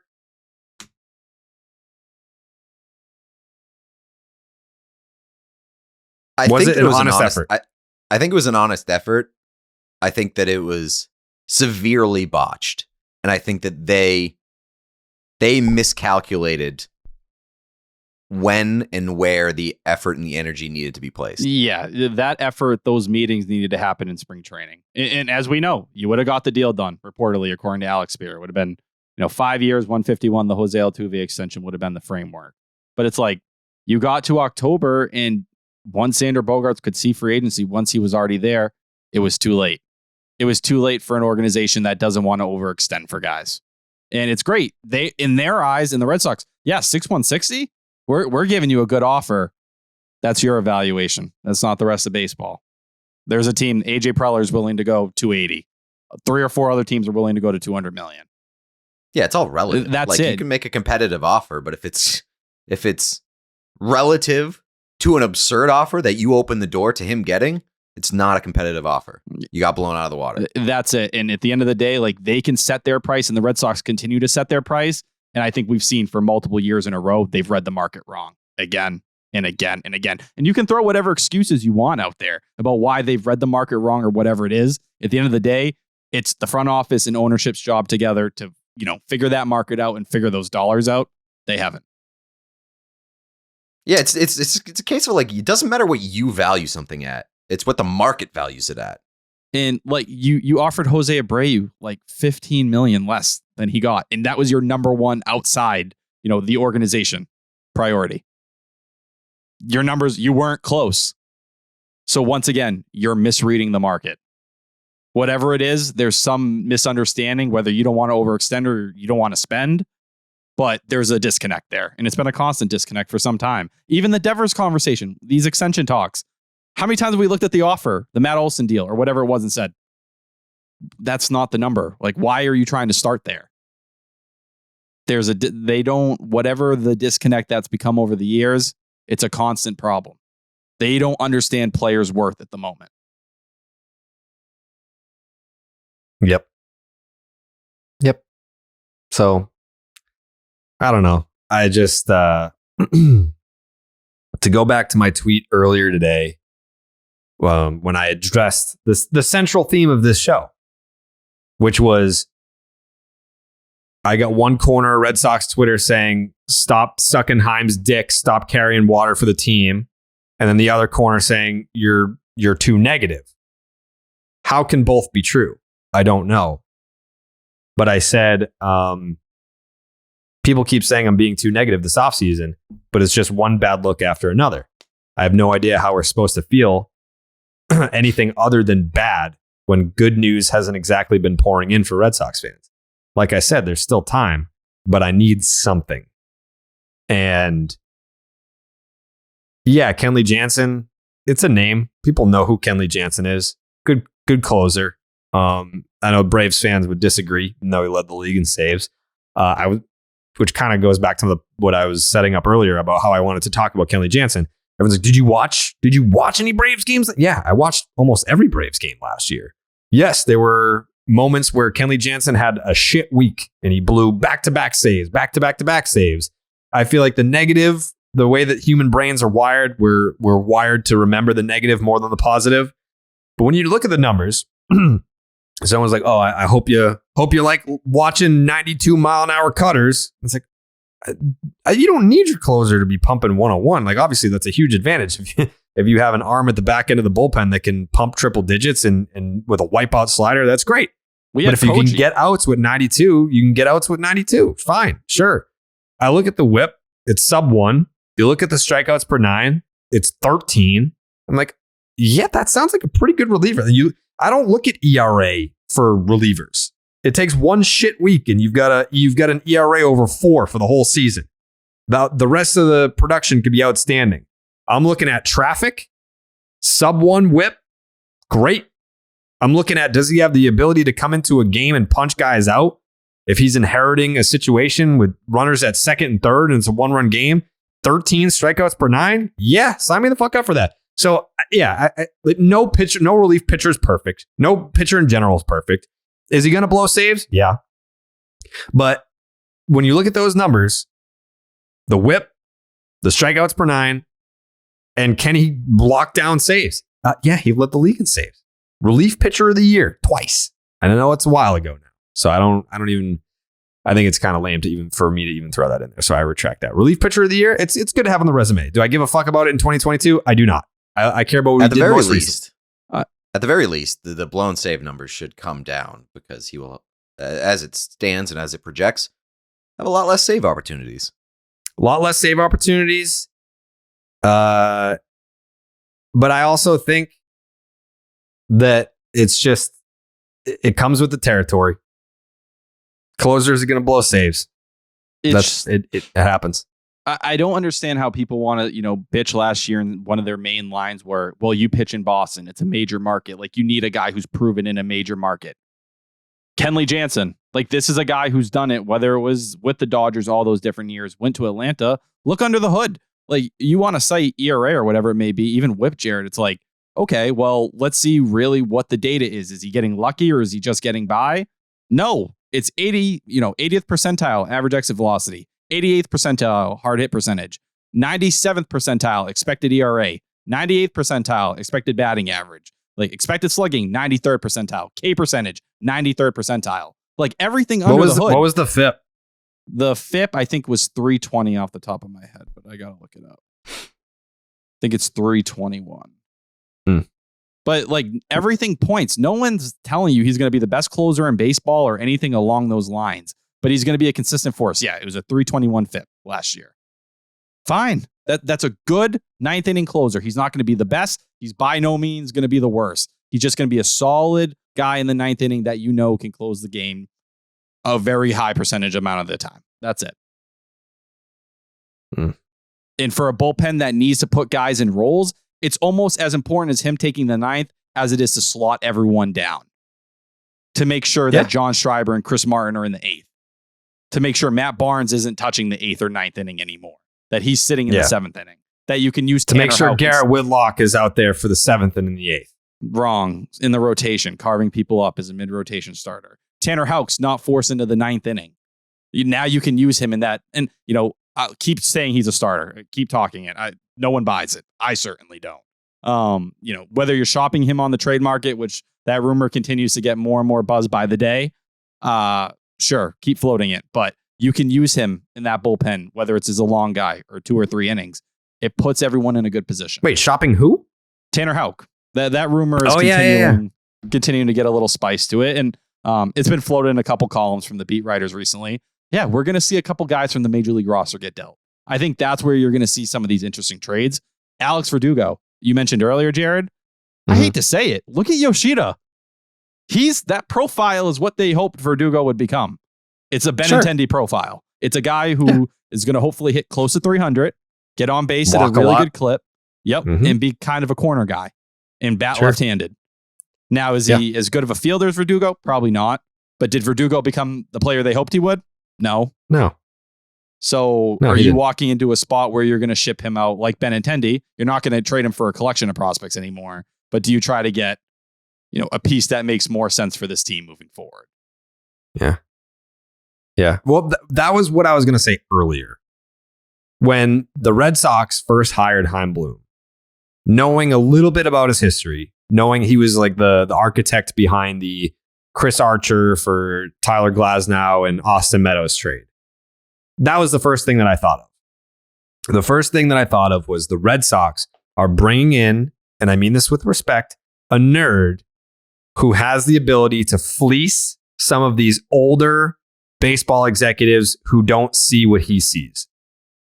I was like, this is a guy that's going to come in here and make a trade or two in the next year or so that we're going to look back on it in 2 to 3 years and be like, this guy's a fucking genius. Like, he got so-and-so for that. We are now 4 years into the Chaim Bloom experience. And I cannot recall a trade of that nature. I can recall a trade where, we mentioned the Kyle Schwarber trade. I would call that a fleece personally. That I would consider that, but it's for a rental. Like when you're talking about trading Chris Archer for 2 pieces that you have 6 years of big league control on, I put that in a different category than giving up a piece of absolutely no use to you or the receiving team to get a piece like Kyle Schwarber. That's great. I don't have it in the same class. Yeah, Schwarber was proven. But I mean, people are like, oh, he's broken down. He's hurt. He missed like 2 or 3 weeks and then came back and absolutely raked and was a legend in the postseason like he always is. It was a good trade for the Red Sox. It doesn't look good when you don't keep that player. No, they didn't keep the player. And I think that's where the blame, like Aldo Ramirez goes over there and his elbow explodes. It's like, all right, nice job. It's just Chaim's gotten owned by kind of the fathers before him. Andrew Friedman, took his dick and shoved it down your throat in the Mookie Betts trade. Go to Tampa, Eric Neander. Hey, you want Ronaldo Hernandez and Nick Sogard? We're going to take Jeffrey Springs and turning him into a mid-rotation starter. Like a starter that you badly need. Your 2 fathers, your dad, both of them, they said, fuck you. Like, you keep going down the list. David Stearns. Oh, here, take Alex Binelas and David Hamilton, 2 guys who aren't even top 30 guys in your system anymore. Another nerd. That is just, a generation before, kind of part of that older, that first era that Chaim came underneath. You're getting owned by them. And that's where you kind of sit there and it's like, all right, the trade history for Chaim is not good right now. It is not. No matter who you are, the where player you want to acquisition, like you can even just leave it at that without even trade the player acquisition, because now you're looking at, not that we don't know what Kenley Jansen is going to do next year, but Kenley Jansen, Chris Martin, Kike Hernandez, like Chaim Bloom is just going and get like, oh, Andrew Friedman liked these guys at one point. Now I'm bringing them over here. But the name of the game is acquiring players that Andrew Friedman likes while he still likes them. You not getting Andrew Friedman cast off players, but identifying players that he likes in that moment and being like, oh, well, why don't you come to Boston? And yeah, I mean, it's just and it's not even player acquisition. It's player retention. Like, you can throw Mookie Betts off the table because like it was basically a foregone conclusion that Chaim was going to have to trade Mookie Betts is when he took the job. But like the Xander thing, the Schwarber thing, he's not even good at evaluating the players that are within here and keeping them.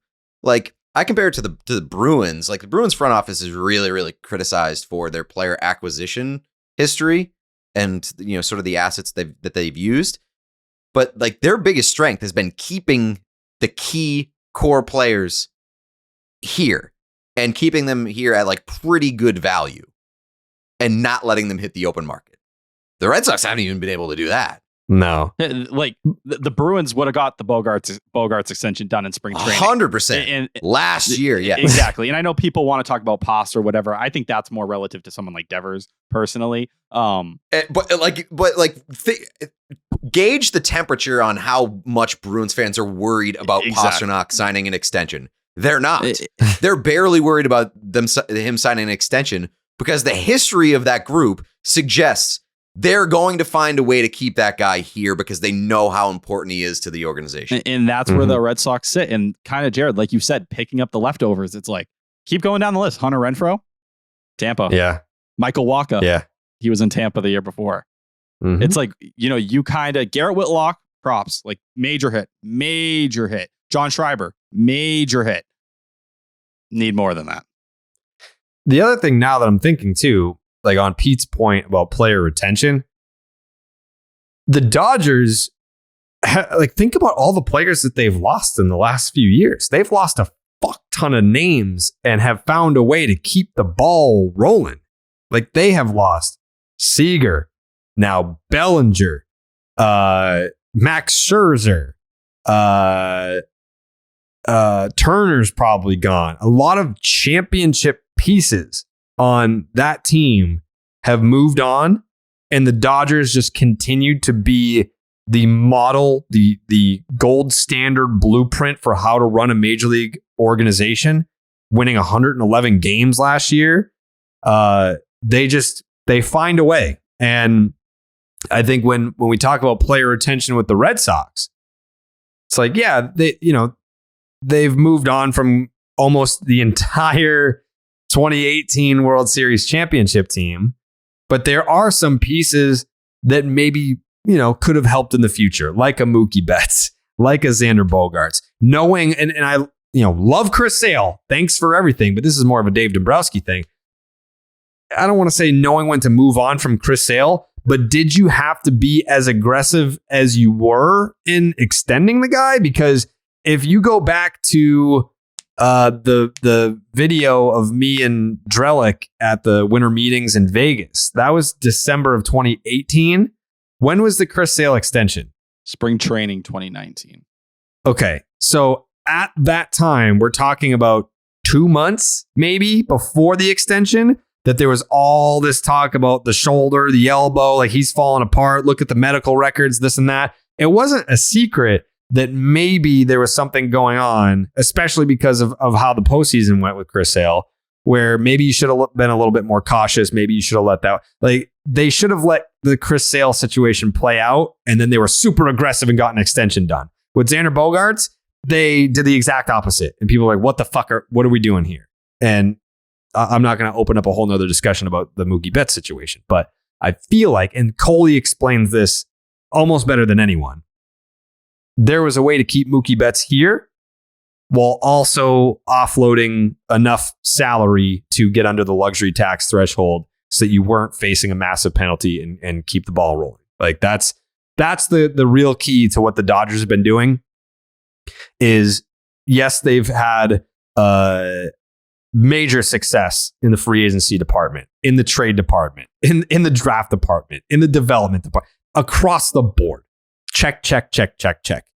But once you hit on some of these guys, once you draft and develop and bring up a Cody Bellinger, knowing when to move on. Like this dude won an MVP 4 years ago. And they're like, thank you, but no thank you.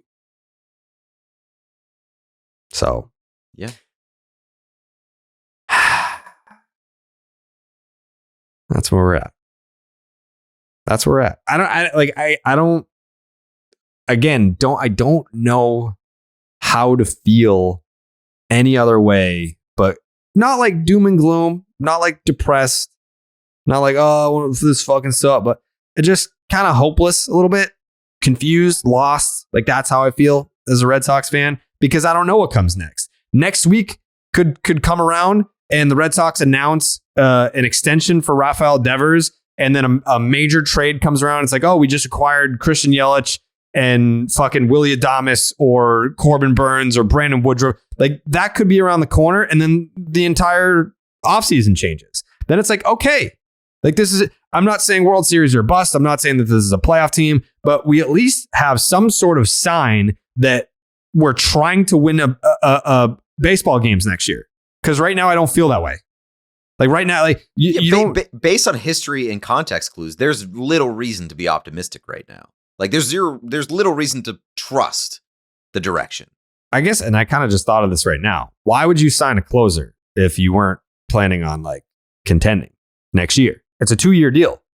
If you weren't planning on contending, why do you need a closer?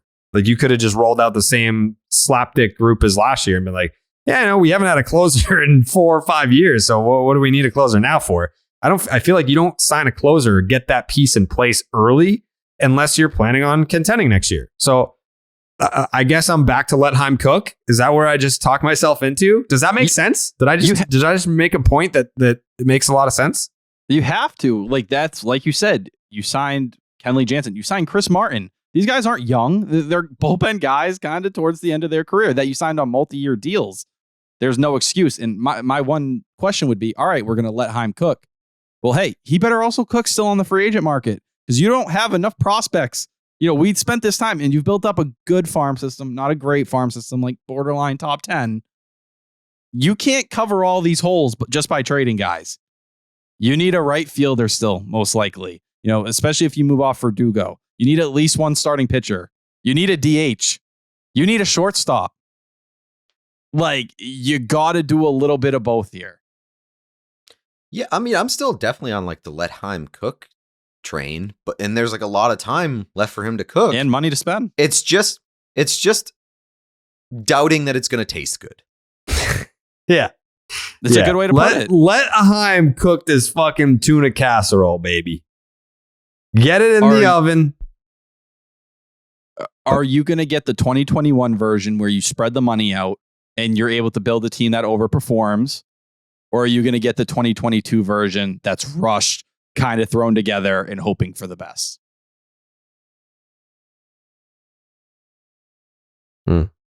That's what it is. Like, you can hit on 2021, you can hit on 2013, but is it likely you hit on those years? No, because it takes almost everything going right for you. It feels like when you look at the Red Sox, even if they do all these moves right now, it's still going to take almost everything going right for them to be where they want to be at the end of the year. Yeah. And you want more certainty after a year like you just had. That was the whole point of 2021. Like, we were supposed to be past that. You were supposed to be spending over the luxury tax these 2 years, pushing in championship pushes. Instead, we're like, let's just get back to being competitive and trying to get a wild card again. We're not even thinking about winning the division right now. When you're the Red Sox, you don't really have the luxury of compounding these like, well, we tried years because you're the fucking Red Sox. You can have one of those every once in a while, but the vision has to start coming into picture and you cannot compound tough year after tough year. By trying to do both the last 2 years, which Heim has not done great in my opinion, of trying to compete and build your farm system, you've landed closer to mediocre than to where you need to be on either front. You don't have an elite farm system, and your major league team currently is below average. No man's land. This thought just entered my mind as you guys were talking. I think part of that uneasy feeling that I feel right now, there's been enough chatter really about the Red Sox potentially selling the team because of the money that they're not spending, the moves that they're not making, where I feel like it would probably help for them to address that. Like if John Henry just came out and said, we're not selling the team, like if you heard it from him, we're not selling the team, we're committed to winning, we're as committed as we've ever been, whatever like PR bullshit you want to put after that, but just some sort of confirmation. It's like, you just want your dad to tell you that he loves you. That's it. It's like, just tell me that you love me. Because right now I feel like you got 1 foot out the door and you're going to leave us. Like that's what it feels like. It's like your dad keeps promising on taking you on a nice trip or like buying you a nice little gift. Yeah. Keeps coming home with nothing. Yeah. If you're good, I'll take you to McDonald's. We'll get you a Happy Meal with the toy. And then he never takes me to McDonald's. I get no chicken nuggets. I get no toy, but I've been a good boy. Like I've been a good boy. I'm getting B+, which is pretty good. Not great, but it's pretty good on my report card. All my teachers have glowing things to say about me. You keep telling me that you're going to take me to McDonald's for chicken nuggets and get one of the Pokemon toys, but you just never do. And I just want you to tell me that you love me. And right now, I don't feel like John Henry's doing that. I feel like it would go a long way to be like, listen, we hear some of the chatter. We're not selling the fucking team. Like, we're here. We're trying to win. Blah, blah, blah, blah, blah. Even if meanwhile, meanwhile, it's like, yeah, you're trying to Meanwhile, he's having babies with a woman across town. He's buying the Pittsburgh Penguins. He's spending his time, his energy with his other family. Mm-hmm. He's got a secret family. He's Bartolo Colon. Mm-hmm. Mm-hmm. Except it's not a secret. Everybody knows it. Everyone knows. They know that even though you've been a good boy, mm-hmm. Dad is not paying much attention to you. No, and Dad doesn't love you like he used to. And he's taking my half brother to fucking McDonald's, and you're kind of being humiliated in front of the whole town. Mm-hmm. Damn. Shiny new toys for his other family across the street. Uh-huh. And we're still sitting out here on the sidewalk. And worst of all, he invited the family over for the holidays. That's true. The Pittsburgh Penguins are coming to Fenway. Yeah. He invited that second family, the shiny new toys, right on over to your house. Yeah, he did. And you have to play nice. I don't want to play nice. I've played nice long enough. I just want some sort of acknowledgement, some sort of reward for my good behavior. And the only thing I'm really getting here is my dad having a secret family somewhere else. And my half brother gets to go to McDonald's. He gets those chicken nuggets. He gets those Pokemon toys. And I get nothing. I get Chris Martin. If the Penguins beat the shit out of the Bruins in the Winter Classic, I might actually kill somebody. I may actually light Fenway on fire. That would be bad. That's no disrespect to Chris Martin. I'm sorry to Chris Martin. I'm sure he's a great guy. I'm sure he's a great pitcher. But I don't know. I miss Xander. I went to the Bruins game the other night, and all I could think about was Xander. I was in a suite watching the game, and I was front row in the suite eating some Sal's pizza. And I was just thinking, Xander would have loved this pizza. Have you ever had the Sal's pizza at the Garden, Pete? I have not. Oh, they're the big, strictly a chicken tenders guy. Okay, those are good there too. Before. Sal's Pizza at the Garden. It's like a 2-foot long pizza, and I mean that's a lot of pizza. So I think Xander would have really appreciated a piece of the pizza and some hockey. But sounds like we're not going to get it.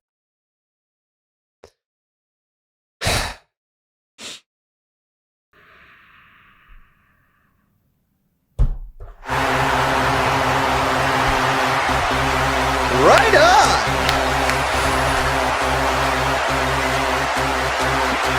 I had to pick up my spirit somehow. All right. Hell yeah, brother. I'm feeling okay. Feeling a little bit better now. Feeling better. What an overwhelmingly positive podcast we just had. It's a good song. It's a good song. What's next week looking like? Is Christmas next week? No, Christmas Eve is a week from Saturday. So we'll have one more podcast before Christmas. So maybe next week, because we didn't do the Friendsgiving episode. We didn't do the Friendsgiving episode for Thanksgiving this year. Maybe we'll do a little Christmas. We'll do a Christmas special next week. I'll invite Brock. We'll do Brock. I don't know. Who else would you want, Tyler? Think of like who would be in my contacts. Who would you want to be on the Christmas special? Should we bring Will back? Yeah, sure. Well, he did just have Pete Abe on his podcast, so I think he's suspended for the rest of the year, unfortunately. Yeah. Throw him in. I think like too many people in the Red Sox podcast space don't recognize that like they can get suspended from this podcast pretty fucking quick. Is Steve suspended? Steve Peralt? Yeah. No. Well, I He had Chris asked him to come on. And then he said he asked me to come on ITM. Neither of those things had happened yet. I originally asked him to come on when it looked like ITM was done for good, and then he brought it back. So I was like, I don't know what the rules are here. I don't know. So maybe he'd come back. I don't know. I think he could come back for a Christmas. The door is always open.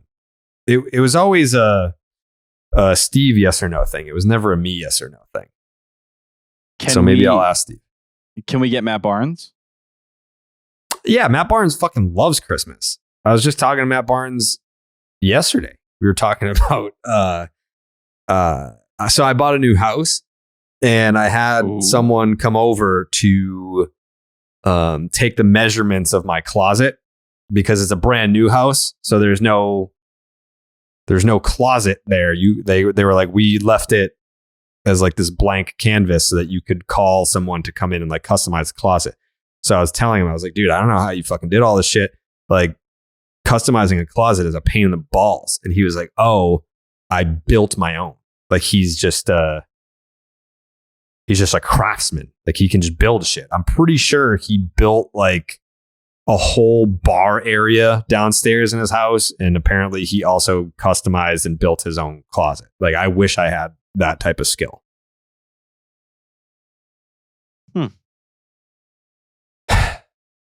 I wish I was skilled at anything, honestly. Yeah, I can't. Yeah, me too. I can't do anything. I can't even do my zero life skills. Peter, who would you like to have on the Christmas special? I mean, this is very easily attainable. But Coley, like last week was my first ever full length podcast with Coley, and I highly enjoyed it, even though it was like under the worst of circumstances. Mm-hmm. The fact that we were able to kind of like play off each other under those circumstances and in that context can only really go up from there. So I didn't would realize like that to you guys had continue. never done a show together. No, like completely two ships passing in the night. I would have made a bigger deal out of that if I had known that ahead of time. I'd been on like the Friendsgiving with him every once in a while and like occasionally on the phone. But that was 2021, never, like, on right? the podcast. No, that was 2020. Yeah. That was November 2020. So if you're new to the program, the Friendsgiving episode happened because Steve was pissing me off and he was like, we need to get a guest. We need to get a guest on the show. He was up my ass. Be like, we need to get a guest, blah, blah, blah. So I just fucking asked everyone. And we did an episode with like 20 people on it. And it ended up being the Friendsgiving episode, which is great. It was a great episode. If you go back and listen to it, a lot of good people, a lot of cast of characters ended up on that episode. What is like the full list? I'd like to go back and look to see if we can get every name. You know what we should do is we should do the Christmas special and we should invite one person, and the one person that we invite should get to invite another person, and then so on and so on and so on, and just see who the fuck ends up on the show. This was okay. Brock Holt, Pat Light, John Feidelberg, Pete Blackburn, the fucking asshole Red Sox writer who we'll never name ever again was on that. I don't remember that. Very forgettable. And Hubs. Okay. Yeah, we can do better than that. The Name Redacted Christmas special coming next week. Jake, who would you like to see on the Christmas special? I think we could get John Henry. Do you think so? Yeah. Wow. I think people would enjoy listening to him. Yeah, that'd be great. Can you book him, or do you want me to reach out? I'll reach out. Okay. That would be an incredible response if he just listened to us shitting all over how he won't talk to anybody and put himself out in the public sphere. And he's like, you guys want me? You want me? And he just shows up on the next episode of the podcast. He basically The Christmas did that. special. He basically did that at the Sports Hub, and it's been a meme ever since. He showed up kicking the doors that's right. He down. just stormed in. And then he got absolutely destroyed and clowned on, and then that's probably half the reason why he doesn't want to deal with anyone anymore. Demanded to be put on air, and they got absolutely destroyed. I just looked on May 12th, 2020. I messaged Linda Pizzuti about John coming on the podcast. Did not respond. Oh, Did not respond.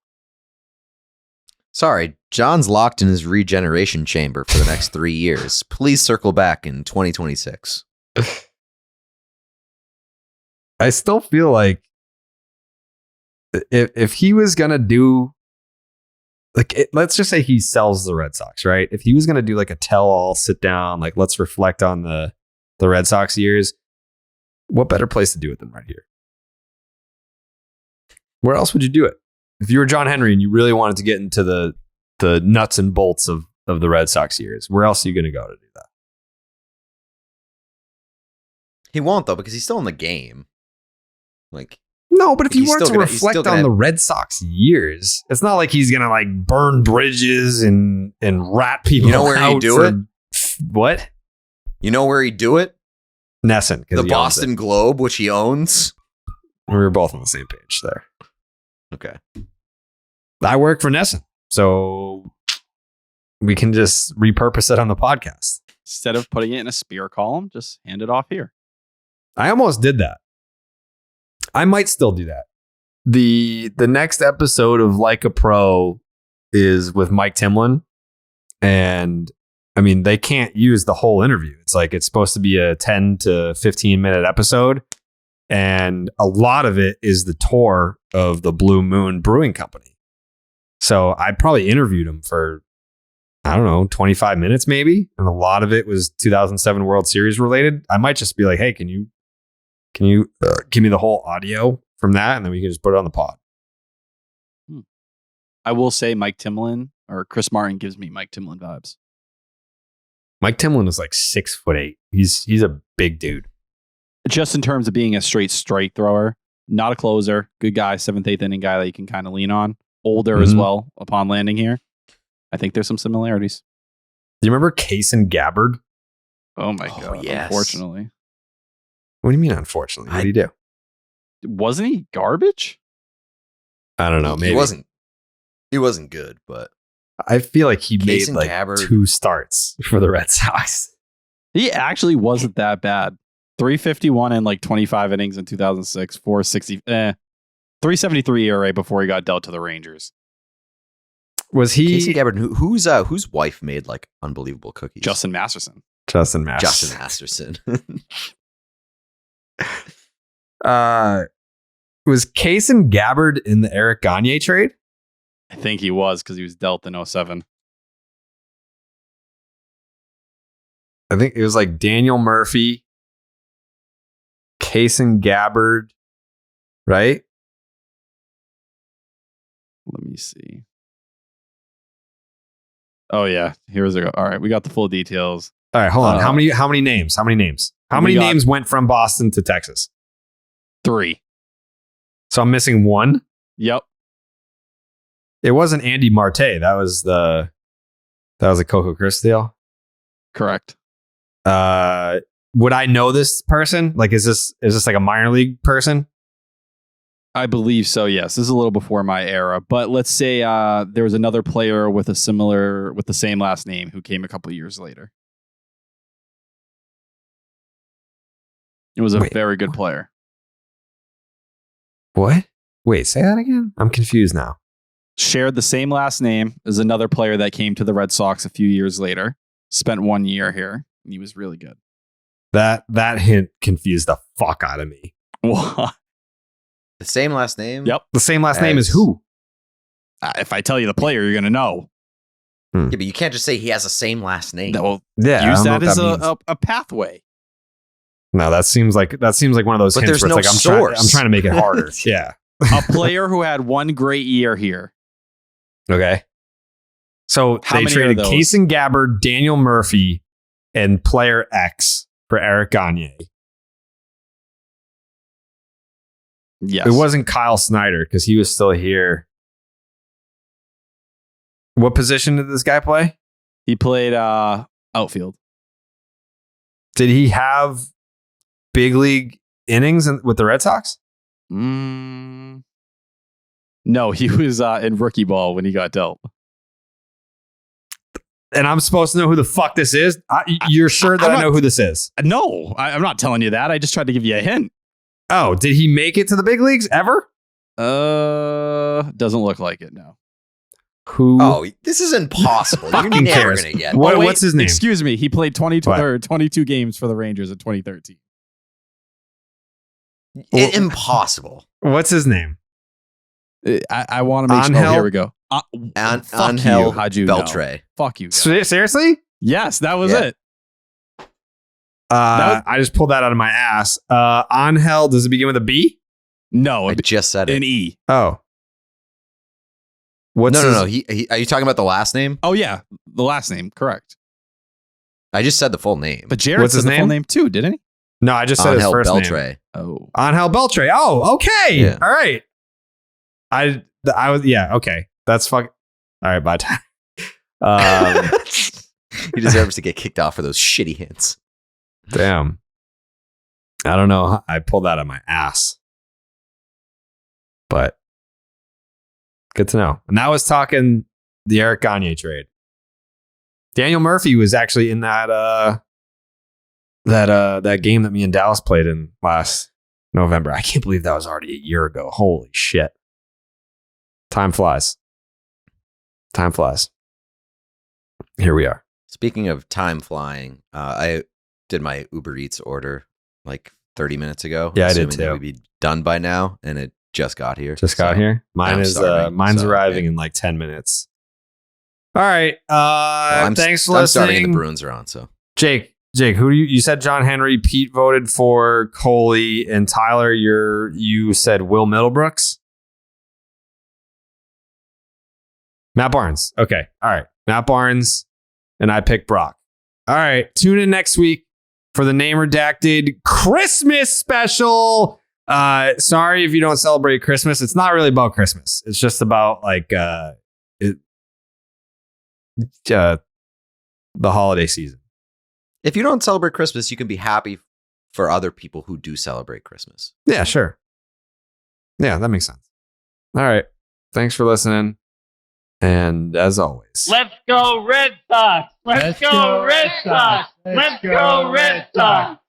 No Red Sox. Buenas noches, amigos.